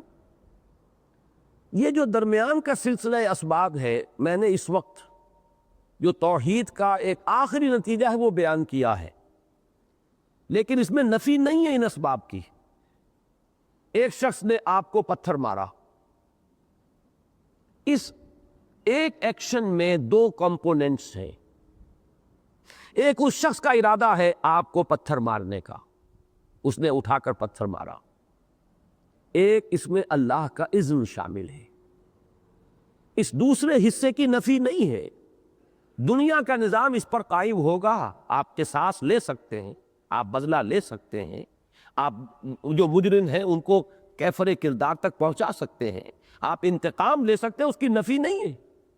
لیکن یہ جان لیجئے کہ جس شخص نے آپ کو پتھر مارا لاکھ کوشش کرتا اللہ نہ چاہتا تو آپ کو پتھر نہ لگتا. کوئی شخص کتنا ہی اچھا نشانہ باز ہے، وہ آپ کو گولی مارتا، اللہ نہ چاہتا تو گولی آپ کو نہ لگتی. اس کا گولی مارنا ایک حصہ ہے اس عمل کا، اور آپ کو اس گولی کا لگ جانا بالفعل یہ دوسرا حصہ ہے. اس میں یہ دو کمپوننٹس ہیں، ایک اس شخص کا ارادہ، اس کا فعل. یہ چونکہ ارادی فعل ہے لہذا وہ مکلف ہے جزا و سزا کا. نیک کام کیا ہے اسے جزا ملے گی، برا کام کیا سزا ملے گی. اللہ تعالیٰ کی مشیت اس کے ساتھ دوسرا کمپوننٹ ہے. اب آپ ان دونوں کو نگاہ میں رکھیں. دنیا میں تو فرمایا گیا وَلَكُمْ فِي الْقِصَاصِ حَيَاةٌ يَا أُولِي الْأَلْبَابِ، اے ہوش مندو قصاص میں زندگی ہے. آپ کے ایک شخص نے تھپڑ مارا ہے، اگر آپ اس کو جوابی تھپڑ رسید نہیں کریں گے اس کا حوصلہ بڑھ جائے گا، وہ کسی اور کو بھی جا کر لگائے گا. اس کو تھپڑ رسید ہو جائے گا تو آگے کے لیے ہوش اسے آ جائے گا. تو دنیا کا نظام جو ہے وہ تو قصاص پر مبنی ہے. البتہ یہ ہے کہ دل کی اندر کی کیفیت کہ یہ جو تھپڑ آیا ہے یہ میرے رب کے اذن کے بغیر نہیں آیا مجھے، یہ دل کی کیفیت کا معاملہ، یہ اندرونی معاملہ ہے. قانون اس سے بحث نہیں کرے گا. اب اگر آپ اس بات کو نہیں جانتے تو اب پیچ و تاب کھاتے رہیں گے بیٹھے ہوئے، اور آپ ابلتے رہیں گے اور جوش کھاتے رہیں گے. یہی وہ چیزیں ہیں جس نے اس دور میں آ کر یہ جو مینٹل ڈیزیزز ہیں اس کی جو اس قدر جو کثرت ہو گئی ہے، کانفلکٹس، فرسٹریشنز، یہ کیوں ہو گیا، یہ کیا ہو گیا، یہ سوسائڈز، نقصان ہو گیا، ایک دم نقصان ہو گیا، آدمی برداشت نہیں کر پا رہا اور وہ خودکشی کر گیا ہے. لاکھوں کروڑوں اب بھی موجود ہیں کم وقت کے پاس، لیکن یہ ہے کہ وہ جو ایک صدمہ ہو گیا ہے اس کو برداشت نہیں کر پایا. یہ جو پینڈولم کی سوئنگ ہو رہی ہے اندرونی کیفیات کے اندر، یہ ہے جو اس وقت ہماری گفتگو کا موضوع ہے، جس کو قرآن مجید میں فرمایا گیا ہے کہ انسان کا معاملہ یہ اذا انعمنا علی الانسان اعرض ونأى بجانبہ واذا مسہ الشر کان یئوسا. یہ انسان کا پینڈولم جو ہے، کچھ مل گیا تو اترا رہے ہیں، اکڑ رہے ہیں، وہ پھولے نہیں سما رہے. کچھ گم گیا، کوئی ہاتھ سے جاتا رہا، نقصان ہو گیا تو بالکل چرمر ہو کر رہ گئے ہیں، کمر ہمت ٹوٹ گئی ہے، بالکل مایوس ہو کر بیٹھ رہے ہیں. یہ کیفیات ہے جن سے انسان کو بچاتی ہے یہ تسلیم و رضا کی کیفیت. برون کشید ز پیچا کے ہست و بود مرا، چہ عقدہا کے مقام رضا کشود مرا. تو ان دونوں چیزوں کو ایک دوسرے میں گڑبڑ نہ کریں. جو شے آ رہی ہے، اب دیکھیے ایک پیاری مثال آج میرے ذہن میں آئی تھی. آپ نے لوور اینیملز کو دیکھا ہوگا، چھوٹے کیڑے مکوڑے، آپ اگر تنکا اس کو مارتے تو وہ تنکے کے اوپر حملہ کرتا ہے. اس کا ابھی جو وہ دماغی نظام ہے وہ اتنا نہیں ہے کہ وہ یہ سمجھے کہ یہ تنکا کوئی شے نہیں ہے، اصل میں تو وہ ہے جو تنکے کو ہلا رہا ہے، وہ نہیں جانتا. اس لیے کہ اس کا ابھی لیول بہت پست ہے، وہ تنکے ہی کو کاٹے گا. لیکن ذرا سانپ اور کتے پر، یہ اب ایوولوشن کی ہائر سٹیج پر آ گئی ہے. آپ لاٹھی ماری، وہ سانپ لاٹھی پر نہیں آئے گا، آپ پر آئے گا. اسے معلوم ہے لاٹھی کوئی شے نہیں ہے، جس کے ہاتھ میں یہ لاٹھی ہے وہ ہے میرا دشمن. کتا جو ہے اس لاٹھی کے اوپر منہ نہیں مارے گا، وہ آپ کے اوپر آئے گا، اس لیے اسے معلوم ہے یہ لاٹھی کوئی شے نہیں، اصل لاٹھی والا ہے. اسی طرح سمجھ لیجئے اس کائنات میں ایک ہے بہت بڑا لاٹھی والا، اور یہ سب جو کچھ ہے، ذرائع، وسائل و اسباب، یہ سب در حقیقت اس کے ہاتھ میں ہے. قبضہ قدرت جس کو ہم کہتے ہیں، اس کے قبضہ قدرت میں ہے یہ پورا سلسلہ اسباب و علل. لہذا فاعل حقیقی تو اس کے سوا کوئی نہیں، مؤثر حقیقی تو اس کے سوا کوئی نہیں. اور اس سے آپ کا رشتہ اگر دوستی کا قائم ہو گیا ہے تو تسلیم و رضا کہ ہر چہ ساقی ماریست عین الطافس، نہ شود نصیب دشمن کے شود ہلا کے تیغت، سر دوستہ سلامت کے تو خنجر آزمائی. یہ اس کا منطقی نتیجہ ہے. باقی یہ ہے کہ یہ اسباب جو دنیا کے ہیں درمیان کے، ظاہر بات ہے کہ لاٹھی ہی پر قیاس نہ کیجئے. ایک شخص نے آپ کو گولی ماری ہے، وہ قصاص قانون، اس کا نظام اپنی جگہ پر رہے گا، اس کی نفی نہیں. اب آئیے دوسری بات، یہ میں نے عرض کیا جو کچھ وارد ہو رہا ہے اس کے اعتبار سے. اب دو پہلو، دو اعتبارات سے جو کچھ انسان سے صادر ہو رہا ہے، وہ صادر ہونے والے اعمال کے ضمن میں پہلی بات وَأَطِيعُوا اللَّهَ وَأَطِيعُوا الرَّسُولَ فَإِن تَوَلَّيْتُمْ فَإِنَّمَا عَلَىٰ رَسُولِنَا الْبَلَاغُ الْمُبِينُ. اور اطاعت کرو اللہ کی اور اطاعت کرو اس کے رسول کی صلی اللہ علیہ وسلم. اور اگر تم نے رخ موڑ لیا، اعراض کیا، انکار کیا، پیٹھ موڑ لی، تو جان لو اللہ کے ذمے، اللہ کے رسول کے ذمے سوائے صاف صاف پہنچا دینے کے اور کوئی ذمہ داری نہیں۔ وہ بریء ذمہ ہو گیا ہے، اس نے بات ان تک پہنچا دی، اب تم جانو اور تمہارا رب، اب حساب کتاب اس نے لینا ہے۔ یہاں کیا بات آئی؟ اطاعت، اللہ کو مانا، رسول کو مانا تو اطاعت لازم۔ اب جو کچھ آپ کے اعضاء و جوارح سے صادر ہو وہ اللہ کے اور رسول کی اطاعت کے سانچے میں ڈھل کر صادر ہونا چاہیے۔ مجھے وہ شعر یاد آیا ہے، فانی کا ہے، بدایونی کا، کہ فانی تیرے عمل ہمتن جبر ہی سہی، سانچے میں اختیار کے ڈھالے ہوئے تو ہیں۔ میں اس کے برعکس بات کہہ رہا ہوں، اللہ نے ہمیں اختیار دیا ہے، اما شاکرم و اما کفورا۔ اللہ نے اختیار دیا ایک دعوت میں، آپ کو شراب بھی پیش کی جا رہی ہے، آپ کے پاس چوائس ہے کہ آپ وہ نہ لیں اور کوئی آپ شربت منگا لیں، لیکن یہ چوائس آپ کا ہے۔ لیکن ایمان کا تقاضا کیا ہے؟ آپ کا یہ چوائس اللہ کی اطاعت کے اندر ڈھل جائے۔ اگر یہ ڈھلا نہیں ہے اطاعت کے اندر تو پھر ایمان کہاں ہے؟ دھوکہ ہے، فریب ہے، دعویٰ ہے، دعویٰ بلا دلیل ہے۔ ما آمن بالقرآن من استحل محارمہ، جس شخص نے قرآن کی حرام کردہ کسی شے کو حلال ٹھہرا لیا اس کا قرآن پر کوئی ایمان نہیں۔ کل امتی یدخلون الجنۃ الا من ابا، حضور نے فرمایا میری پوری امت جنت میں جائے گی سوائے اس کے جو خود انکار کر دے۔ قیل ومن ابا، سوال کیا حضور کون شخص انکار کرے گا؟ قال من اطاعنی دخل الجنہ ومن عصانی فقد ابا، جو میری اطاعت کرے گا وہ جنت میں داخل ہو جائے گا، جو میری معصیت کرے گا، نافرمانی کرے گا، اس نے گویا کہ جنت میں داخل ہونے سے خود انکار کر دیا۔ اب یہ جنت میں داخلہ جو ہے اللہ اس کے رسول کی اطاعت کے راستے سے ہوگا۔ میرے ہاتھ سے کوئی حرکت سرزد نہ ہو جو اللہ اور اس کے رسول کی اطاعت کے سانچے میں ڈھلی ہوئی نہ ہو۔ میری زبان سے کوئی لفظ صادر نہ ہو جو اللہ اور اس کے رسول کی اجازت کے خلاف ہو۔ میرے پاؤں کسی ایسے راستے پر حرکت نہ کرے کہ جن پر چلنا اللہ کے اور اس کے رسول کو پسند نہ ہو۔ اگر میرا پورا وجود اس اطاعت کے سانچے میں نہیں ڈھلا تو اس کے معنی یہ ہے کہ ایمان کا ثمرہ، ایمان کا نتیجہ، ایمان کا لازمی اور منطقی جو تقاضا ہے وہ پورا نہیں ہوا۔ اس اطاعت کے لفظ کو بھی ذرا آج تھوڑا سا میں چاہتا ہوں کہ گہرائی میں سمجھ لیجئے۔ اس کا مادہ ہی تو ہے، تو ایک اطاعت جبری ہوتی ہے، اس پر لفظ اطاعت کا اطلاق ہی نہیں ہوگا، مجازن کہیں گے آپ۔ ہم انگریز کی اطاعت کرتے تھے، اطاعت نہیں کرتے تھے، اس لیے کہ اطاعت کے اندر تو کا مادہ ہے۔ تو کہتے ہی ہیں برضا و رغبت کسی کام کو کرنا، طوعا و کرہا۔ قرآن مجید میں آیا ہے نا، سورہ آل عمران میں آیت نمبر 83، وَلَهُ أَسْلَمَ مَنْ فِي السَّمَاوَاتِ وَالْأَرْضِ طَوْعًا وَكَرْهًا، جو کچھ آسمان اور زمین میں ہے اللہ کے سامنے سر اطاعت خم کیے ہوئے ہے، چاہے طوعاً یا کرہن، چاہے جبرن، چاہے اپنی خوشی سے اور اپنی مرضی سے۔ اسی کو فرمایا گیا، وہ آیت سجدہ ہے اس لیے میں وہ الفاظ نہیں سنا رہا آپ کو۔ سورہ رعد میں فرمایا اللہ کے لیے سربسجود ہے ہر شے جو آسمانوں اور زمین میں ہے، طوعاً و کرہا، چاہے دلی آمادگی سے اور چاہے مجبوری سے۔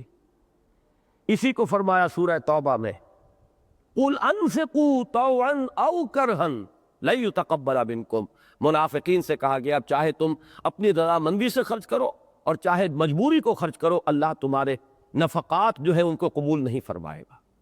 اور سب سے پیارا مضمون آیا ہے سورہ حامیم السجدہ میں آیت نمبر 11، اللہ نے آسمان اور زمین کو پیدا کر کے پھر فرمایا فَقَالَ لَهَا وَلِلْأَرْضِ ائْتِيَا طَوْعًا أَوْ كَرْهًا قَالَتَا أَتَيْنَا طَاعِينَ، اللہ نے فرمایا آسمان اور زمین سے حاضر ہو جاؤ، چاہے دلی آمادگی سے برضا و رغبت اور چاہے مجبوراً۔ دونوں نے کہا ہم حاضر ہیں پوری دلی آمادگی سے، اتینا طاعین، یہ تعبیر ہے اس کی۔ تو یہ ہے ایمان کا دوسرا تقاضا۔ یہ کس اعتبار سے ہے؟ وہ اعمال جو ہمارے اعضاء اور جوارح سے صادر ہو رہے، اطاعت اسی میں ہوگی نا۔ ہمارے بھی بدن کا ایک حصہ وہ ہے جسے ہم فزیولوجی میں کہتے ہیں آٹونومس نروس سسٹم، وہ ہمارے اختیار میں نہیں ہے۔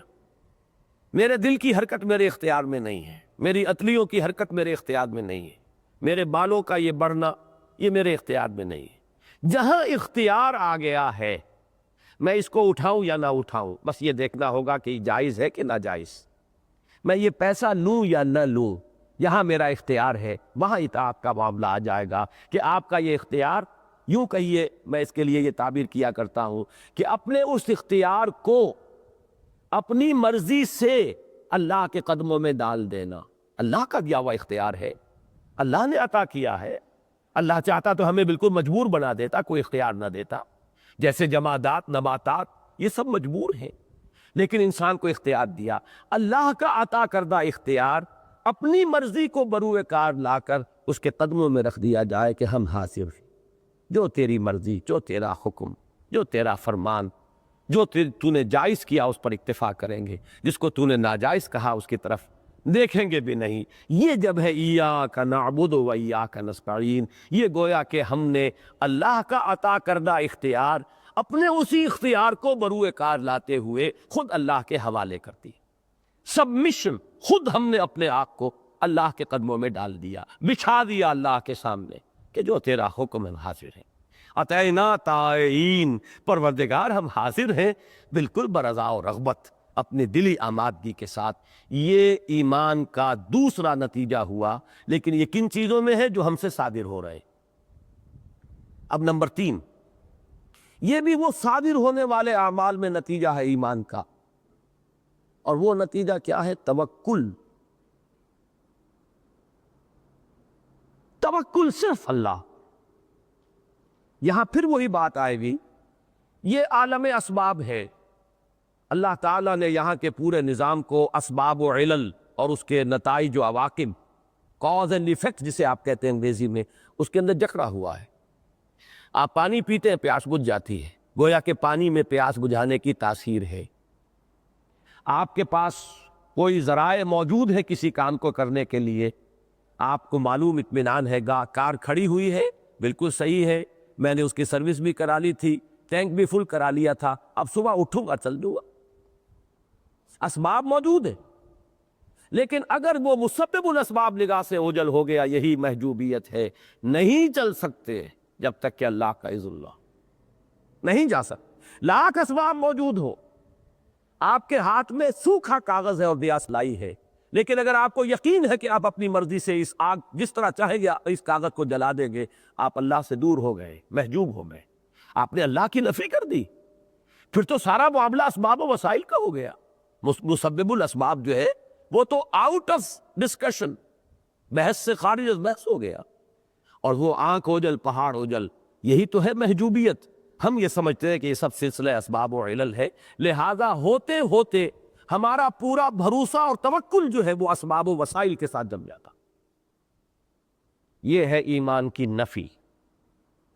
جان لو کچھ نہیں ہو سکتا، خواہ سارے اسباب جمع ہو، نہیں ہو سکتا جب تک اللہ نے چاہے۔ اور اللہ کو یہ قدرت حاصل ہے کہ کوئی اسباب نہ موجود ہو اور وہ نتیجہ برآمد کر دے۔ اگر یہ یقین نہیں ہے تو ایمان نہیں، اور یہ ایک برننگ فیتھ، لیونگ فیتھ، ایک یقین، کنوکشن، لیونگ کنوکشن اگر نہیں ہے تو ایمان نہیں ہے۔ صورت ایمان ہے، شکل ایمان ہے، لفظ ایمان ہے، اقرار باللسان ہے، حقیقت ایمان نہیں ہے۔ حقیقت ایمان جو اللہ پر توکل، وہ اسباب و وسائل، یہاں بھی دیکھیں وہ دھوکہ نہ ہو جا رہے کہ اسباب و وسائل سے مستغنی ہو جائیں آپ، یہ بات غلط۔ اسباب و وسائل پر بھرپور محنت کرو، لیکن کبھی یہ نہ سمجھو کہ نتیجہ ان سے نکلے گا۔ نتیجہ وہ نکلے گا جو اللہ چاہے۔ اللہ چاہے تو بغیر اسباب کے نتیجہ پیدا کر دے، اور اللہ نہ چاہے تو سارے اسباب موجود ہو، نتیجہ برابر نہیں ہو۔ یہی بات سورہ کہف میں کہی گئی حضور سے، وَلَا تَقُولَنَّ لِشَيْءٍ إِنِّي فَاعِلٌ ذَلِكَ غَدًا إِلَّا أَن يَشَاءَ اللَّهُ، کبھی نہ کہنا کسی کام کے لیے کہ یہ میں کل ضرور کروں گا، مگر اس استثناء کے ساتھ کہ اگر اللہ نے چاہا۔ میں چاہتا ہوں، میرا ارادہ ہے، میں کرنا چاہتا ہوں، لیکن اللہ چاہے گا تو ہوگا۔ ہماری تہذیب اور ہمارے مجلسی جو ایکسپریشنز ہیں، ان میں جو یہ الفاظ آئیں، یہ ایمان کے مظہر ہے، یہ ایمان کی علامت ہے۔ کوئی کام بندہ مومن نہیں کہتا مستقبل کے بارے میں انشاءاللہ کے بغیر، یہ میں کرنا چاہتا ہوں انشاءاللہ، یہ انشاءاللہ، ماشاءاللہ، الحمدللہ، سبحان اللہ، در حقیقت یہ ہمارے اس ایمان باللہ کی ایکسپریشنز ہیں جو مختلف کیفیات کے اندر آپ نے کوئی خوبصورت شے دیکھی، سبحان اللہ، شے کی تعریف نہیں کر رہے، شے میں خوبصورتی اللہ کی عطا کردہ ہے، خالق حقیقی وہ ہے، تو تعریف شے کی نہیں ہوگی، اللہ کی ہوگی۔ پانی پیا پیاس بجھی، پانی کی مدح نہیں، الحمدللہ اللہ کی تاثیر ہے اس کے اندر ڈالی ہوئی۔ اللہ چاہے تو لاکھ پانی پیے چلے جائے، اور استسقاء کے مرض میں ہوتا ہے پیے جاؤ پیاس نہیں بجھتی، پانی کی تاثیر تو ہے، آپ محروم ہو گئے۔ اسی لیے فرمایا ایک حدیث میں کہ ہر لقمہ جو انسان کے حلق سے نیچے اترتا ہے وہ اللہ سے اذن کا تعلق ہوتا ہے کہ میں تیرے اس بندے کے حق میں غذا کا کام دوں، تقویت کا ذریعہ بنوں، یا زہر بن کر لگ جاؤں۔ اسی لیے میں نے وہ جملہ سنایا، لا فاعل فی الحقیقت ولا مؤثر الا اللہ، فی الحقیقت کوئی فاعل اور مؤثر حقیقی موجود نہیں سوائے اللہ۔ اب اس کا نتیجہ کیا نکلا؟ اللہ لا الہ الا ہو، اللہ وہ ہستی ہے جس کے سوا کوئی الہ نہیں۔ الہ کے لفظ کے اگرچہ یہ بڑی لمبی بحث ہے، اللہ الہ سے بنا ہے یا علیحدہ جامد کوئی شے ہے، یہ بحث لمبی ہے، میں اس میں اس وقت نہیں جا سکتا، وقت تیزی سے ختم ہو رہا ہے۔ لیکن اس کے جو مختلف آراء ہیں اس لفظ کے الہ کے مادے کے بارے میں، اس میں سب سے بڑی شے ہے علیہ الفصیل الی امہ، علیہ یلہ، اس کے معنی کیا ہے کہ دودھ پیتا بچہ ہے کسی جانور کا، بکری کا بچہ، گھوڑی کا بچہ دودھ پیتا ہوا، ابھی دودھ پیتا ہے اپنی ماں کا، آپ نے اسے کہیں باندھا ہوا ہے رسے سے، رسہ جیسے ہی کھل جائے گا اس کا، وہ دوڑتا ہے لپکتا ہے اپنی ماں کے تھنوں کی طرف، ایسا تیر کی طرح جاتا ہے، یہ آپ کا مشاہدہ ہے۔ یہ ہے علیہ الفصیل الی امہ، اپنی حاجت روائی کے لیے، اپنی تکلیف کو رفع کرنے کے لیے، اپنی کسی مشکل کی کشائی کے لیے کسی کی طرف رجوع کرنا، یہ ہے علیہ یلہ کا اصل مفہوم، سب سے بنیادی۔ ویسے اس کے بڑے اونچے مفہوم بھی ہیں، جیسا کہ میں ابھی جو پہلے سوال جواب کی نشست ہو رہی تھی اس میں عرض کر رہا تھا، لیکن اس کو چھوڑ دیجئے۔ جو سب سے بنیادی ہے لا معبود الا اللہ، معبود وہی ہے کہ جو مشکل کشا ہے، حاجت روا ہے، جو روزی رساں ہے، جو ہماری تمام تکلیفوں کو رفع کرنے والا ہے، وہ ہے، اس کی طرف رجوع کرتے ہیں۔ تو اب ان تمام چیزوں میں انسان رجوع کرتا ہے، کیوں؟ کہ یہ امید ہوتی ہے کہ یہ میری ضرورت پوری کر سکتا ہے۔ تو جان لو کہ یہ مقام سوائے اللہ کے اور کسی کا نہیں، لا الہ الا اللہ۔ تکلیف کا رفع کرنا ہے تو اس کی طرف رجوع کرو، مشکل کو حل کرنا ہے تو اس کی جناب میں التجا کرو، کوئی ضرورت ہے اس کو پورا کرنا ہے تو اس سے مانگو۔ فرمایا کہ اگر جوتی باندھنے کا تسمہ بھی درکار ہے تو اللہ سے مانگو، کیوں کسی اور کے آگے ہاتھ پھیلاتے ہو؟ کیوں اپنی عزت نفس، اپنے شرف انسانیت کو دھتیلی پر رکھ کر کسی اور کے سامنے پیش کرتے ہو؟ وہ چاہے گا تو ٹھوکر مارے گا اور تمہاری پوری عزت جو ہے وہ گلی میں پڑی ہوئی ہوگی۔ اس سے کیوں نہیں مانگتے؟ جس کے قبضہ قدرت میں ہے پوری کائنات، اس کی طرف رجوع کیوں نہیں کرتے؟ جس کی انگلیوں کے مابین ہے تمام انسانوں کے دل، جس کے دل میں چاہے گا ڈال دے گا اور آپ کی ضرورت پوری ہو جائے گی، بغیر اس کے کہ آپ اپنے آپ کو ذلیل کریں کسی اپنے ہم جنس اور ہم نوع کے سامنے، ایک انسان کے سامنے ہاتھ پھیلائے۔ مت مانگو کسی سے کچھ، اگر مانگنا ہی ہے تو اللہ سے مانگو۔ اول تو یہ ہے کہ یہ بات بھی عرض کر دوں، مانگنے میں بھی فرق ہے۔ معرفت کے مراتب ہیں، ایک مقام وہ ہے جہاں سوائے ہدایت اور استقامت اور مغفرت اور رحمت کے اور کچھ نہیں مانگ سکتا انسان۔ کیا مانگوں؟ اللہ مجھ سے زیادہ جانتا ہے میری ضرورت کیا ہے، میں کیا بتاؤں؟ میں مانوں گا یہ دے دے یا یہ کر دے، کیا پتا وہ شے میرے حق میں مفید ہی نہ ہو۔ عسیٰ ان تحبوا شیئا وہو شر لکم، عسیٰ ان تکرہوا شیئا وہو خیر لکم۔ میں کہوں گا اس سے مجھے بچا دے، میں بے وقوف اپنے فائدے پر لات مار رہا ہوں، ہو سکتا ہے کہ یہ میرے خیر کے اندر ہو، تو کیا مانگوں؟ زبان بند ہو جائے گی، کچھ نہیں مانگے گا انسان سوائے پروردگار ہدایت دے، رب زدنی علما، پروردگار علم میں اور اضافہ فرما، پروردگار معرفت کی اور گہرائی عطا فرما، پروردگار استقامت عطا فرما، پروردگار کوئی خطائیں جو ہوئی ہیں معاف فرما دے۔ سوائے اس کے کچھ نہیں مانگ سکتا وہ شخص جو یہ جانتا ہے کہ میری ضروریات سے، میرا وہ پروردگار مجھ سے زیادہ واقف ہے، مجھے تو پتہ بھی نہیں کہ مجھے کس شے کی ضرورت ہے، وہ جانتا ہے۔ مجھے معلوم نہیں کس شے میں میرا خیر ہے، کس شے میں میرا شر ہے۔ واللہ یعلم وانتم لا تعلمون، تو مان لو کیا؟ لیکن چلیے اس درجے معرفت پر آپ نہیں، یہ نیچے ہیں، تو جھوٹی باندھنے کا تسمہ بھی مانگنا ہے تو اسی سے مانگو۔ تو یہ جان لیجئے توکل، بھروسہ اللہ کے سوا کسی پر نہ رہے۔ یہ ایمان کا وہ لٹمس ٹیسٹ ہے یہ، کہ اگر آپ کا بھروسہ اور توکل اللہ کے سوا کسی اور شے پر ہے، وسائل و اسباب، اشخاص، یہ میرا بھلا کر دے گا، یہ میرا کام بنا سکتا ہے، یہ مجھے نقصان پہنچا سکتا ہے، اس کی خوشامد کر رہے ہیں کہ آپ کا نقصان نہ کر دے، اس اپنے آفیسر کی خوشامد کر رہے ہیں آپ کی رپورٹ خراب نہ کر دے، فلاں کا معاملہ جو ہے اس کے سامنے بچھے جا رہے ہیں، اپنی عزت نفس کو ڈھیلا کرا رہے ہیں کہ وہ آپ کا کوئی کام بنا دے۔ یہ سب کیا ہے؟ وہ بڑی پست ذہنیت جو اللہ سے واقف ہی نہیں، اللہ سے تعارف ہی نہیں اس کا، اللہ کو جانتا ہی نہیں، کہتا ہے کہ مانتا ہوں، حقیقت میں نہیں جانتا۔ اگر جانتا ہوتا تو اس کا توکل، اس کا بھروسہ۔ دیکھیے یہی بات آئی ہے سورہ بنی اسرائیل کی دوسری آیت میں، وَآتَيْنَا مُوسَى الْكِتَابَ وَجَعَلْنَاهُ هُدًى لِبَنِي إِسْرَائِيلَ أَلَّا تَتَّخِذُوا مِن دُونِي وَكِيلًا۔ یہ لب لباب ہے تورات کی تعلیمات کا۔ ہم نے موسیٰ کو تورات عطا فرمائی، اسے بنی اسرائیل کے لیے ہدایت اور رہنمائی بنایا، جس کا خلاصہ کیا ہے؟ میرے سوا کسی اور کو کارساز نہ سمجھنا۔ جہاں سمجھے ٹھوکر کھا گئے، توحید کی نفی ہو گئی۔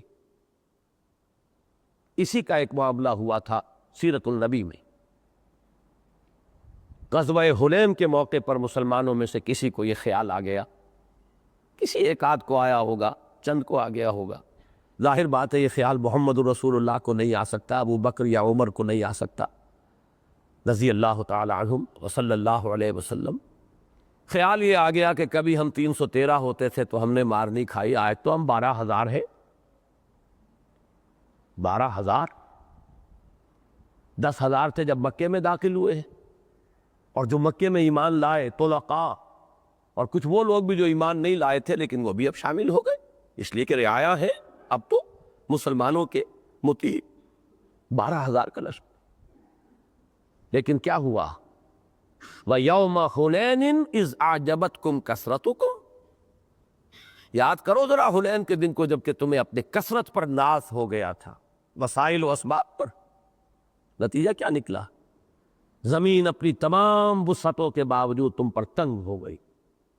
جب حوازن کے تیر اندازوں کی طرف سے وہ والیز آئی ہے، تیروں کی بوچھاڑیں، وہ پہاڑوں میں چھپے ہوئے تھے، جیسے ہی درے میں داخل ہوئے وادی میں مسلمان، وہ جو تیروں کے آئے ہیں، بارش تیروں کی، بھگدڑ مچ گئی۔ یہاں تک کہ بعض روایات میں تو 30-40 کی فگر آتی ہے، بعض میں یہ ہے کہ 300-400 صرف رہ گئے حضور کے ساتھ، باقی سب ادھر ادھر تتر بتر۔ حضور پھر خود اترے ہیں اپنے سواری سے، علم اپنے ہاتھ میں لیا، رجز پڑھا، انا النبی لا کذب انا ابن عبد المطلب، میں نبی ہوں اور اس میں کوئی جھوٹ نہیں ہے، 12,000 میرا ساتھ دے تب بھی نبی ہوں، اور کوئی میرا ساتھ نہ دے تب بھی نبی۔ میری نبوت جو ہے وہ کسی کثرت و قلت کے اوپر اس کا دار و مدار نہیں، اور میں میدان میں موجود۔ پھر آپ نے پکارا، الی عباد اللہ، الی یا اصحاب البدر، الی یا اصحاب الشجرہ، اے وہ لوگوں جنہوں نے مجھ سے بیعت کی تھی درخت کے نیچے، کہاں جا رہے ہو؟ آؤ لپکو میری طرف۔ اے وہ لوگوں جو بدر میں میرے ساتھ تھے، کہاں ہو؟ آؤ میری طرف۔ پھر لوگ جمع ہوئے، لیکن اللہ نے ایک نقشہ دکھا دیا کہ وسائل و اسباب پر تمہارا تکیہ۔ لیکن اس میں بھی جیسے میں نے اس میں عرض کیا تھا کہ جو کچھ وارد ہو رہا ہے اس میں مشیت اذن اور اذن رب کو دیکھو، لیکن اس کا یہ مطلب نہیں کہ درمیانی سلسلوں کی نفی کر دو۔ مجرم جو ہے ان کے جرم کی سزا دی جائے گی، انتقام ہوگا، قصاص ہوگا، بدلہ ہوگا، سب نظام وہ دنیا کا رہے گا، لیکن جان لو کہ کوئی شے نہیں آ سکتی تھی اگر اذن رب نہ ہوتا۔ اسی طریقے سے کوئی کام نہیں ہو سکتا جب تک اللہ نہ چاہے، چاہے کتنے ہی اسباب و وسائل ہو جائیں، اور اللہ قادر مطلق ہے، وہ محتاج نہیں ہے اسباب و وسائل کا، وہ جب چاہے بغیر اسباب و وسائل کے نتیجہ برآمد کر دے، لیکن اس کے یہ معنی نہیں ہے کہ آپ اسباب سے مستغنی ہو جائیں۔ اعدوا لهم ما استطعتم، اپنے حد امکان تک کوشش کرو اسباب و وسائل فراہم۔ اس لیے کہ یہ دنیا اللہ نے بنائی ہے اسباب و وسائل کے ساتھ، اگرچہ وہ خود ان اسباب و وسائل کا قیدی نہیں ہو گیا ہے معاذ اللہ، اس کے ہاتھ بند نہیں گئے ہیں، لیکن یہ کہ دنیا کا نظام اس نے عام طور پر انہی اسباب و وسائل کے ساتھ وابستہ کیا ہے، جب چاہے وہ اسباب و وسائل کے سلسلے کو توڑ کر اور پھوڑ کر اپنی مشیت خصوصی کو ظاہر کر دے، یہ اس کا اختیار ہر وقت موجود ہے، لیکن یہ کہ عام طور پر اور ہر روز وہ ایسا نہیں کرتا۔ اگر ایسا کرتا تو no science could be possible, science تو ہو ہی نہیں سکتی تھی۔ یہ قوانین طبیعیات، ان کی یہ ساری دریافت اور ان کے یہ استعمالات اور ایکسپلائٹیشن، یہ سب اس کا مطلب یہ ہے کہ جنرلی جو رول ہے وہ یہی ہے کہ اسباب و وسائل کے ساتھ یہ کائنات چل رہی ہے۔ اسی سے ہم دھوکہ کھا جاتے ہیں، اللہ کو معطل کر کے بٹھا دیتے ہیں ایک طرف، اور اسباب و وسائل ہی پر بھروسہ اور اسباب و وسائل ہی کے ساتھ وابستہ، اور تمام چیزوں کو بھی انہی کی طرف منسوب کر دیتے ہیں۔ ذہن میں رکھیے اللہ کو، جو کچھ آ رہا ہے مسبب الاسباب کو دیکھ لیجئے کہ مشیت اس کی ہے، چاہے کسی ذریعے سے آیا ہو۔ دیکھیے ایک عجیب بات اور بتا دوں آپ کو میں، قرآن مجید میں فتنے کی 3 نسبتیں آئی ہیں۔ ابو جہل مار رہا ہے حضرت سمیہ کو، حضرت یاسر کو، یہ بھی کہا کہ ابو جہل نے فتنے میں ڈالا، ان الذین فتنوا المؤمنین والمؤمنات ثم لم یتوبوا، بے شک وہ لوگ کہ جو اہل ایمان مردوں اور عورتوں کو فتنے میں ڈالتے ہیں۔ لیکن فتنہ اصلاً کس کی طرف سے؟ اللہ کی طرف سے۔ اللہ چاہے تو ابھی ابو جہل کا ہاتھ شل ہو جائے، ابو جہل کے ہاتھ کٹ جائے، کچھ نہ کر سکے ہو۔ یہ اذن تو اسے اللہ کی طرف سے ملا ہوا ہے کہ میرے بندے کو آزما لو جتنا آزمانا ہے، ٹھوک بجا کر دیکھ لو، اس کے صبر اور استقامت کا امتحان لے لو جتنا لینا ہے۔ لہذا فتنے کی نسبت اللہ کی طرف سے ہی۔ وَمِنَ النَّاسِ مَن يَقُولُ آمَنَّا بِاللَّهِ فَإِذَا أُوذِيَ فِي اللَّهِ جَعَلَ فِتْنَةَ النَّاسِ كَعَذَابِ اللَّهِ، اور اس میں فرمایا فَتَنَّا وَلَقَدْ فَتَنَّا الَّذِينَ مِن قَبْلِهِمْ فَلَيَعْلَمَنَّ اللَّهُ الَّذِينَ آمَنُوا وَلَيَعْلَمَنَّ الْمُنَافِقِينَ۔ ہم نے تو ہمیشہ آزمایا، ہوا ہی نہیں کہ آزمائے نا، فتنہ ہم نے آزمایا۔ نمبر 2 فتنہ ان کا ہے، فتنۃ الناس، جو لوگ آزما رہے ہیں۔ اور آخری بات کیا ہے جو سورہ حدید میں ہم پڑھ چکے، فتنے میں تو تم اپنے آپ کو خود ڈالتے ہو، وَلَٰكِنَّكُمْ فَتَنْتُمْ أَنفُسَكُمْ، اگر تمہیں جان کی محبت زیادہ ہو گئی اللہ کی محبت سے، مال کی محبت زیادہ ہو گئی اللہ کی محبت سے، اولاد کی محبت زیادہ ہو گئی اللہ کی محبت سے، تم نے خود اپنے آپ کو اپنے ہاتھوں فتنے میں ڈالا۔ اب فتنتم انفسکم، فتنہ ہم نے فتنے میں ڈالا، اور فتنے میں ڈالنے والے وہ لوگ، ان الذین فتنوا المؤمنین والمؤمنات ثم لم یتوبوا فلہم عذاب جہنم ولہم عذاب الحریق۔ ایک ہی لفظ فتنہ ہے، نسبت 3 ہے۔ تو یہ ہے اصل میں وہ جو کچھ وارد ہو رہا ہے اس کے بھی 2 کمپوننٹس، جو صادر ہو رہا ہے وہ ایک طرف تو اللہ کے اور رسول کی اطاعت کے سانچے میں ڈھل کر ہو، اور نمبر 2 محنت مشقت اپنی جگہ ہو، توکل اللہ کے سوا کسی شے پر نہ ہو۔ اللہ لا الہ الا ہو وعلی اللہ فلیتوکل المؤمنون، اور اللہ ہی پر توکل کرنا چاہیے اہل ایمان کو، بھروسہ کسی اور شے پہ نہیں۔ تکیہ، اعتماد، دار و مدار، انحصار، یہ اللہ کے سوا کسی اور شے پر ہو گیا تو یہی تو ہے شرک، یہی کفر۔ بتوں سے تجھ کو امید خدا سے نومیدی، مجھے بتا تو صحیح اور کافری کیا ہے۔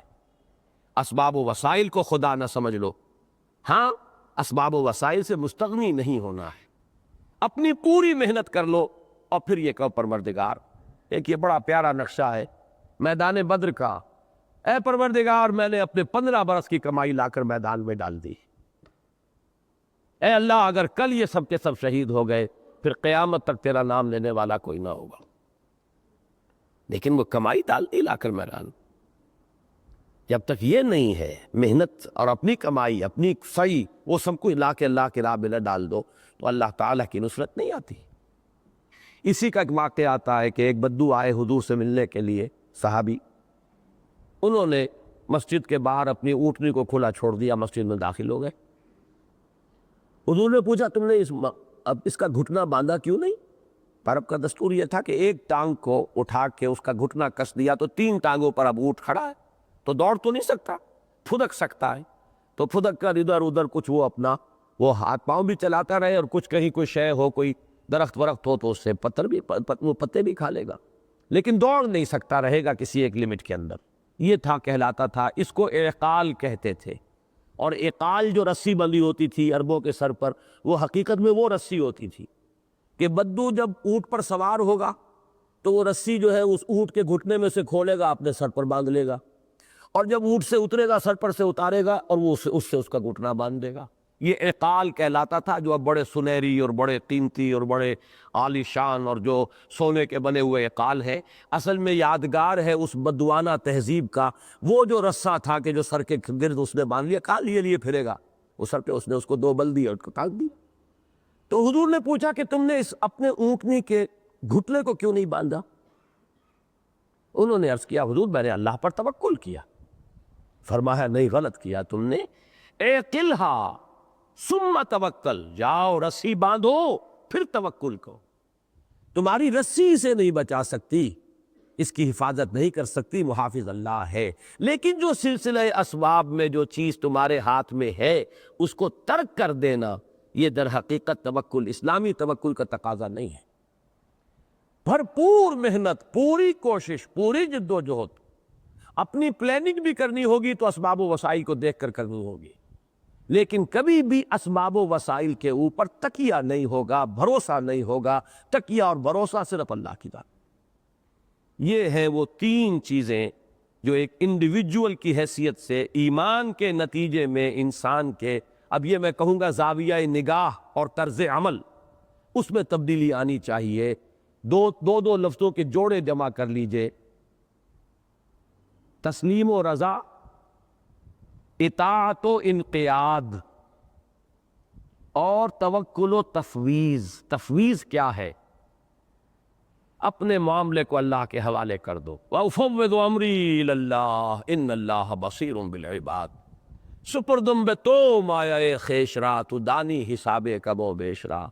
پروردگار تجھ سے کیا مانگوں اور کیا درخواست کروں، تو جانتا ہے، میرے کم و بیش سے تو واقف، میری ضروریات سے تو آگاہ، میری مصلحتوں کو مجھ سے بڑھ کر جاننے والا۔ ایک بڑا پیارا شعر ہے فارسی کا، کار ساز ماں بفکر کار ماں، میرا کارساز خود میرے کام میں لگا ہوا ہے، پورے کر رہا ہے۔ فکر ماں در کار ماں آزار ماں، میں جب اپنے کام کے بارے میں خود لگتا ہوں، غور و فکر کرتا ہوں، تو غلطی کا امکان ہے نا، آزار اپنے سر پہ لاد لیتا ہوں۔ اللہ کے حوالے کر کے اس سے زیادہ میرے لیے محفوظ جگہ کون سی ہے کہ جس کے فیصلے میں غلطی کا امکان ہی نہیں، اس کے حوالے کرو۔ یہ تفویض ہے، تفویض الامر الی اللہ۔ پروردگار افوض امری الی اللہ ان اللہ بصیر بالعباد، سپردم بے تو مایہ خیشرا، تو دانی حساب کم و بیشرا۔ تو یہ 6 الفاظ آپ نے نوٹ کیے۔ نمبر 1 تسلیم و رضا، برو کشید ز پیچا کہ ہست و بود مرا، چہ اقدہا کے مقام رضا کشود مرا، ومن یؤمن باللہ یہد قلبہ۔ نمبر 2 جوڑا کیا ہے؟ اطاعت و انقیاد، جو بھی ہو اللہ اور اس کے رسول کے سانچے کی اطاعت کے سانچے میں ڈھل کر صادر ہو، جو عمل بھی مجھ سے صادر ہو، ہاتھ سے، پاؤں سے، زبان سے۔ نمبر 3 توکل، جو بھی کچھ کروں اس میں بھروسہ صرف اللہ کی بات پر۔ اب دیکھیے، اس کے بعد میں نے عرض کیا تھا، اس ایک فرد کو اب آپ ویژولائز کیجئے، اس دنیا میں، معاشرے میں وہ رہتا ہے، اور 2 چیزیں ہیں کہ جن سے اس کا تعلق ہے، ایک ہے علائق دنیاوی، ایک ہے مال و اسباب دنیاوی۔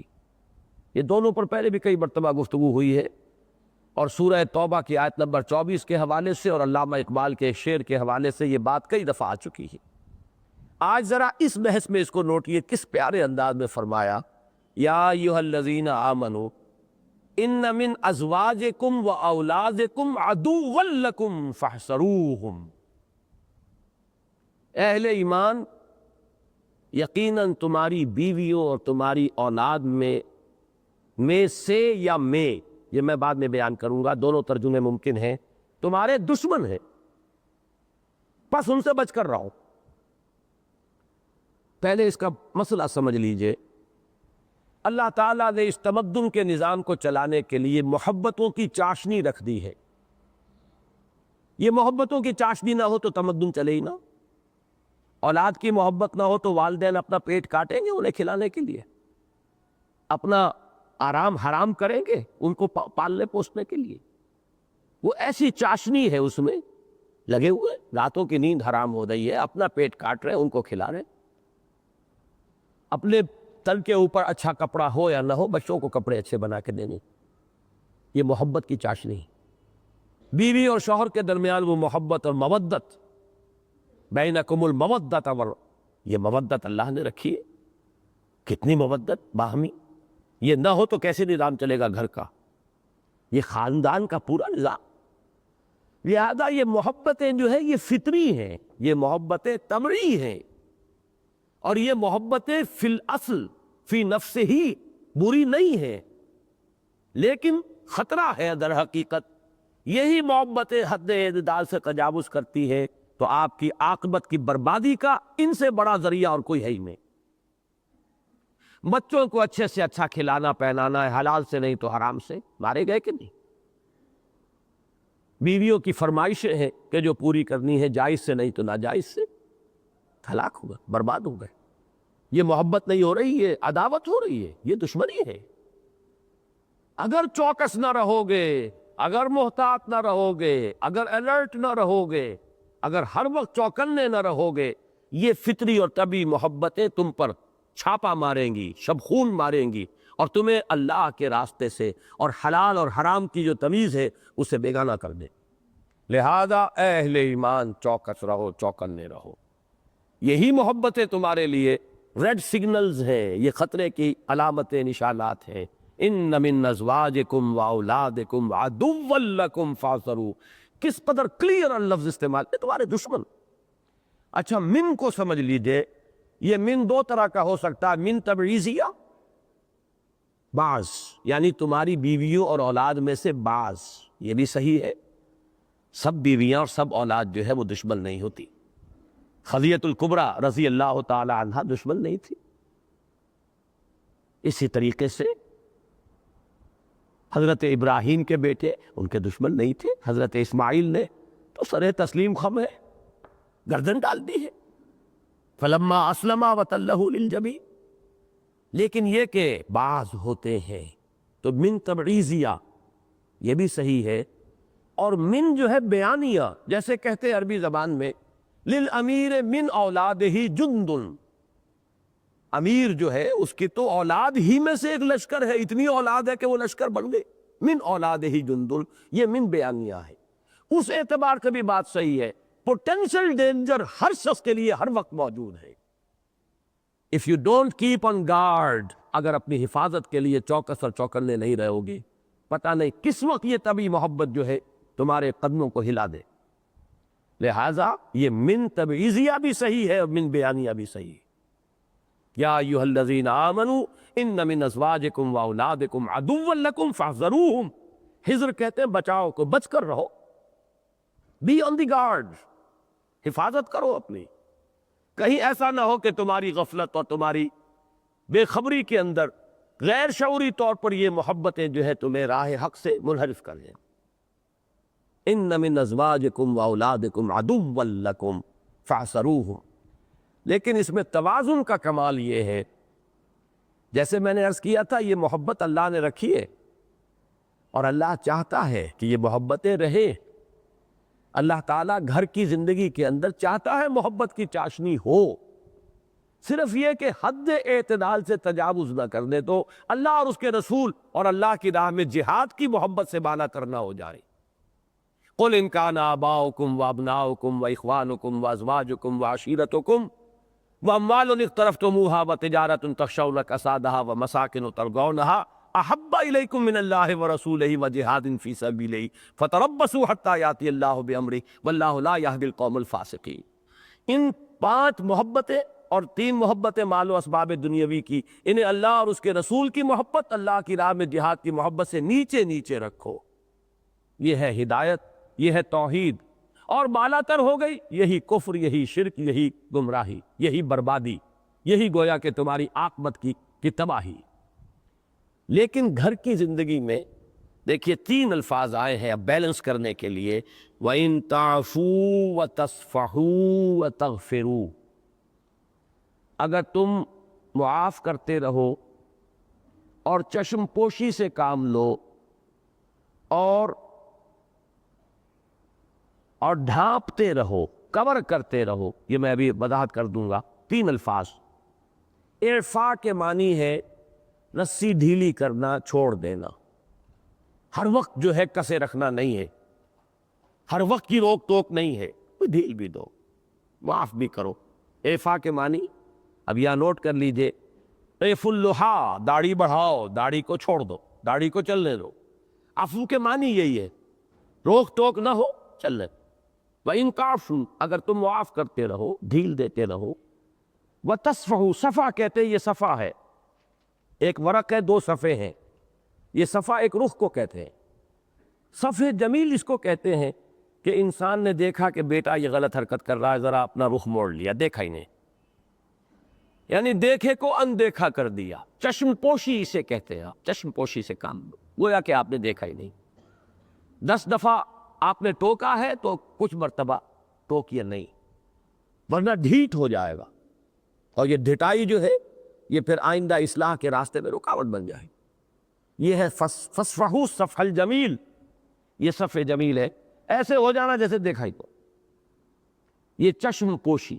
اور تیسرا ہے وَتَغْفِرُوا، غفر کہتے ہیں ڈھانپ لینے کو، بغفر کہتے ہیں خود کو جو سر کو ڈھانپ لیتا ہے اور سر کو بچاتا ہے بلٹ سے یا تلوار کے وار سے، وہ مغفر ہے۔ تو غفر کے معنی ڈھانپ لینا، کسی کی خطا کی پردہ پوشی کرنا، پردہ پوشی صحیح ترین لفظ ہے مغفرت کے لیے۔ اب یہ تین الفاظ کتنے ایک دوسرے سے قریب قریب ہیں، ان کو لائے کہ یہ جو گھر کی جو ذمہ داری ہے، بیوی اور بچوں کی تربیت، اس میں یقیناً سختی کی بھی ضرورت ہے لیکن نرمی کی بھی ضرورت ہے۔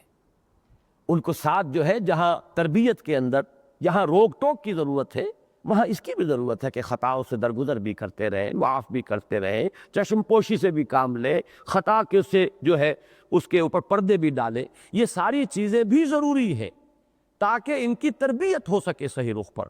اب دیکھیے یہ ہے وہ بیلنس، اس کے لیے میں کہا کرتا ہوں کہ قرآن مجید کے بعد مقامات پر آ کر تو انسان گھٹنے ٹیک کر یہ کہنے پر مجبور ہے کہ یہ انسان کا کلام نہیں ہو سکتا۔ ایک طرف لفظ عداوت استعمال کیا ہے، یا ایھا الذین آمنوا ان من ازواجکم واولادکم عدوا لکم فاحذروہ، لیکن بیلنس کیا ہے وَإِن تَعْفُوا وَتَصْفَحُوا وَتَغْفِرُوا فَإِنَّ اللَّهَ غَفُورٌ رَحِيمٌ۔ اور کس قدر پیاری اپیل ہے، اگر تم یہ معاف کرتے رہو اور چشم پوشی سے کام لو اور پردہ پوشی کرو تو اللہ بھی تو غفور اور رحیم ہے۔ تم چاہتے ہو کہ نہیں کہ اللہ تمہاری خطائیں معاف کرے، تم بھی ان کی خطائیں معاف کرو۔ ارحموا من فی الارض یرحمکم من فی السماء، رحم کرو زمین والوں پر، اللہ تم پر رحم کرے گا۔ تم ان کی خطاؤں سے درگزر کرو، اللہ تمہاری خطاؤں سے درگزر کرے گا۔ تم انہیں معاف کرو، اللہ تمہیں معاف کرے گا۔ تو یہ اپیل کا درجہ ہے۔ تو یہ ہے علائق دنیاوی کے بارے میں نقطہ نظر کہ بندہ مومن جس کی نگاہ آخرت پر ہے، وہ چوکس ہو کر وہ بالکل غیر شعوری طور پر ان طبی محبتوں کا غلام نہیں بن جائے گا جیسے کہ اس وقت ہماری عظیم اکثریت بنی ہوئی۔ بیوی اور اولاد کے غلام، بیوی اور اولاد کے نوکر چاکر۔ بعض حضرات کہتے ہیں، ایک صاحب تھے ہمارے بزرگوں میں سے فوت ہو گئے، وہ کہا کرتے تھے بڑے پیارے انداز میں کہ بھائی ہمارا کیا ہے، ہم تو روٹی کپڑے پر اپنے بیوی بچوں کے ملازم ہیں۔ ساری محنت، ساری توانائی، ساری اپنی قوتیں، پھر حلال اور حرام کی تمیز بھی ہٹا کر جو کچھ کمایا ان کے پیٹ میں ڈال دیا یا ان کا تن ڈھانپ دیا یا ان کو اعلیٰ تعلیم دے دی۔ ہمیں کیا ملتا ہے؟ 2 وقت کی روٹی اور چند جوڑے کپڑے کی۔ جیسے آپ کسی کو ملازم رکھ لیتے ہیں کہ روٹی کپڑے پہ ملازم ہے، تو در حقیقت آج کا انسان اکثر و بیشتر وہ اپنی اولاد اور اپنی بیوی کا روٹی کپڑے پر ملازم ہے۔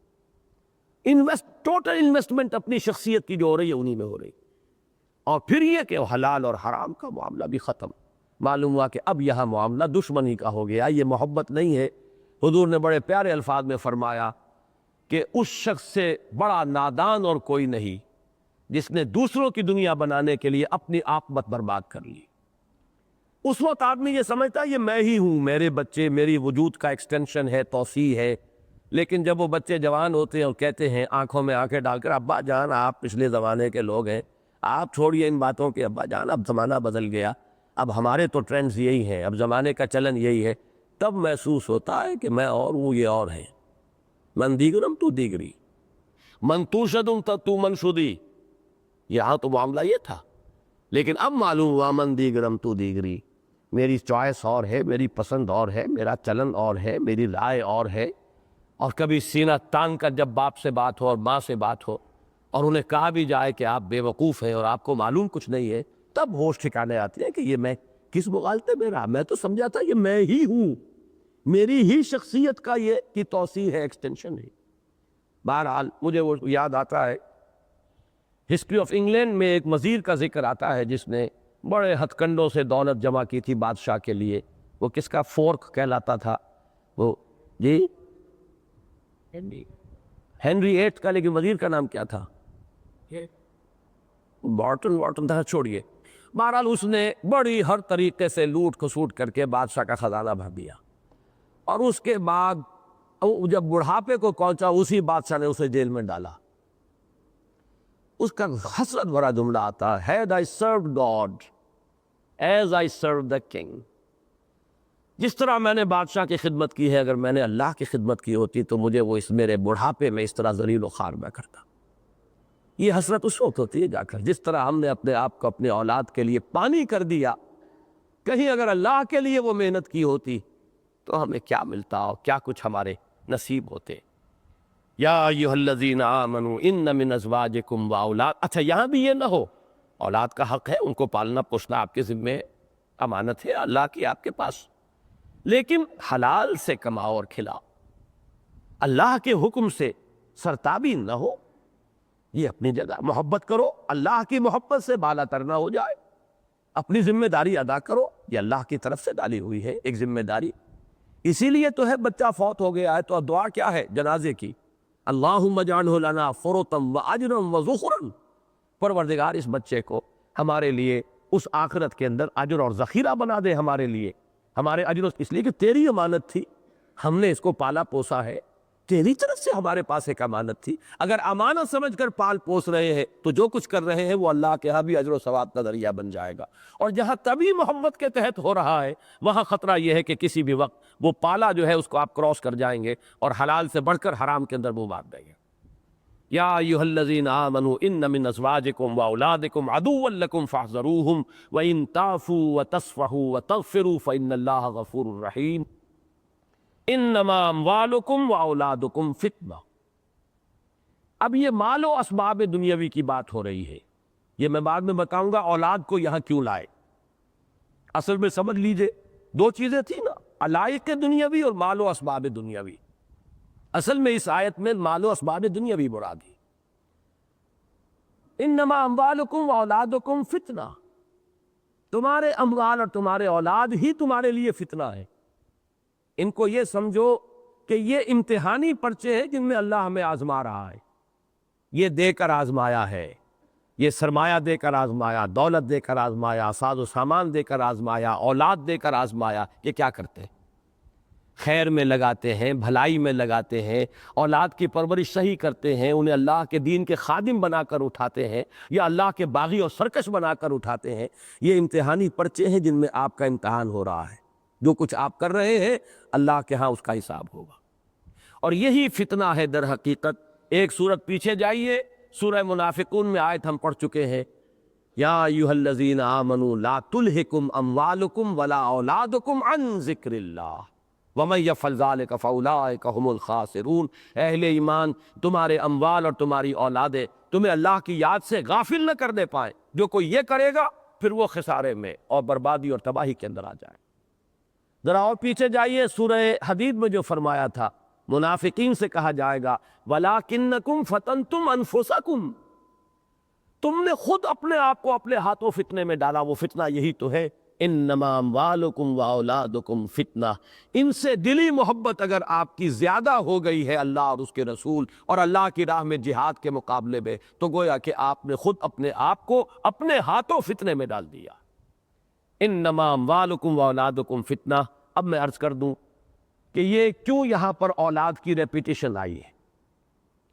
دیکھیے اولاد کے بارے میں یہ جان لیجئے، ایک طرف اس سے محبت طبعی ہوتی ہے، دوسری طرف اولاد کو انسان ایسٹ بھی سمجھتا ہے، اولاد سے مستقبل کی امیدیں بھی وابستہ کرتا ہے۔ بیوی کی محبت میں مستقبل کی کوئی امید نہیں ہے، وہ محض محبت ہے، لیکن اولاد بڑھاپے کا سہارا بھی بنتی۔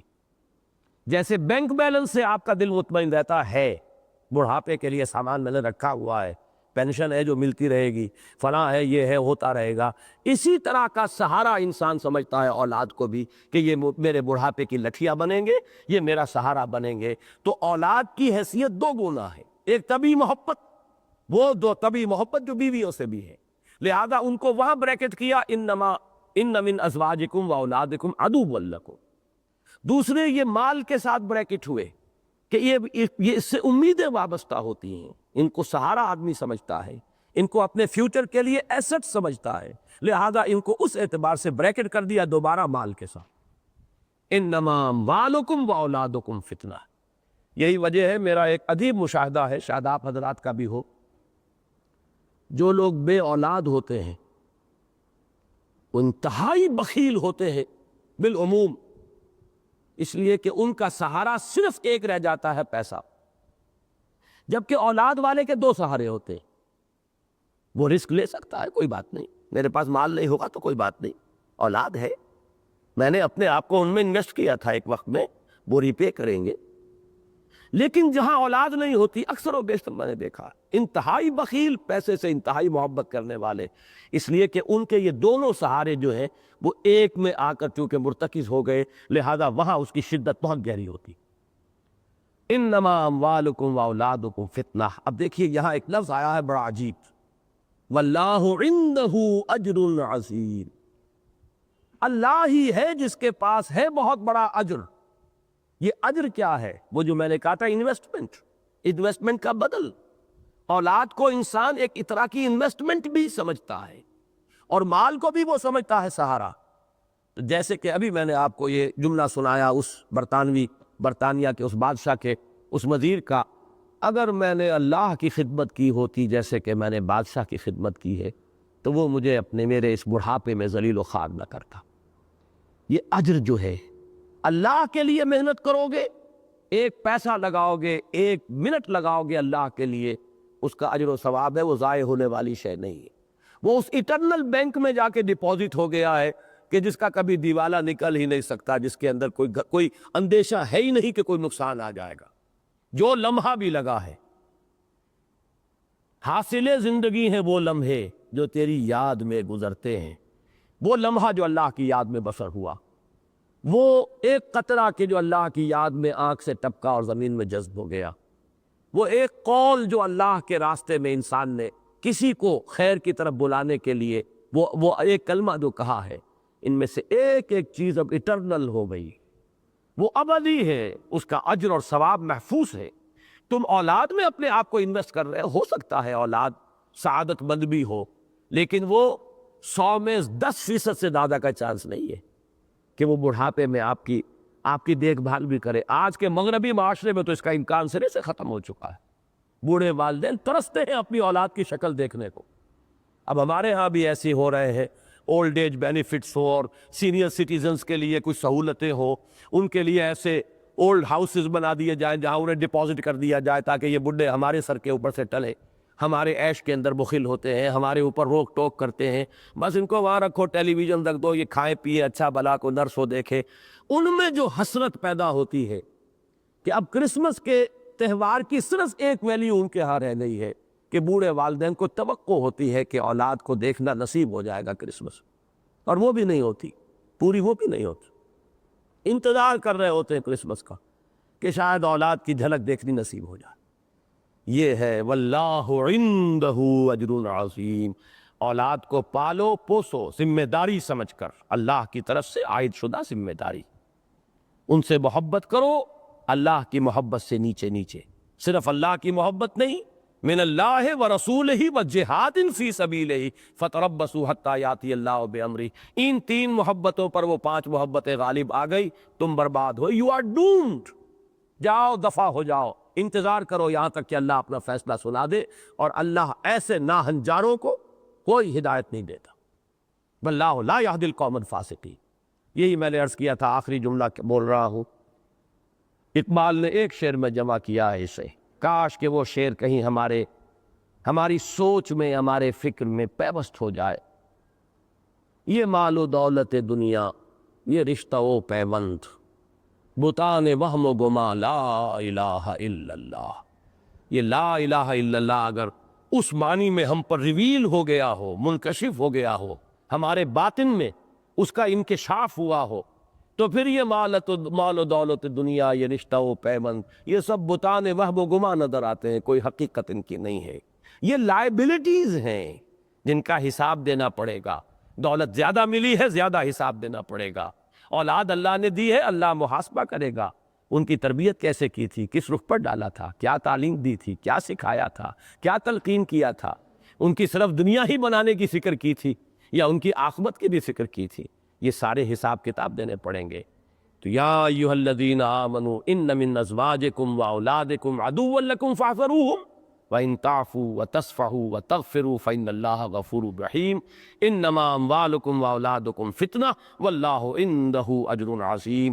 5 آیتیں یہاں ختم ہوئیں۔ یہ ایمان کے مضمرات، ثمرات، نتائج، انسان کے نقطہ نظر میں، زاویہ نگاہ میں، طرز عمل میں، علائق دنیاوی کے بارے میں اس کی رائے، اور مال و اسباب دنیاوی کے بارے میں اس کی سوچ، یہ ہے کہ جو ایمان کا اگر ہے انسان کے دل کے اندر، اگر موجود ہے وہ حقیقت، تو یہ کیفیت ہے۔ اس سانچے میں یہ چیزیں ڈھل جائیں گی۔ اس کے بعد اب اگلی آیت ہے فَاتَّقُوا اللَّهَ مَا اسْتَطَعْتُمْ۔ اب وہ فا سے شروع ہوا ہے کہ یہ 5 چیزیں اگر سمجھ لی تو پس اب ان کے تقاضوں کو پورا کرو۔ یہ انشاءاللہ اگلے ہفتے ہم پڑھیں گے۔ بارک اللہ لی ولکم فی القرآن العظیم ونفعنی وإیاکم بالآیات والذکر الحکیم۔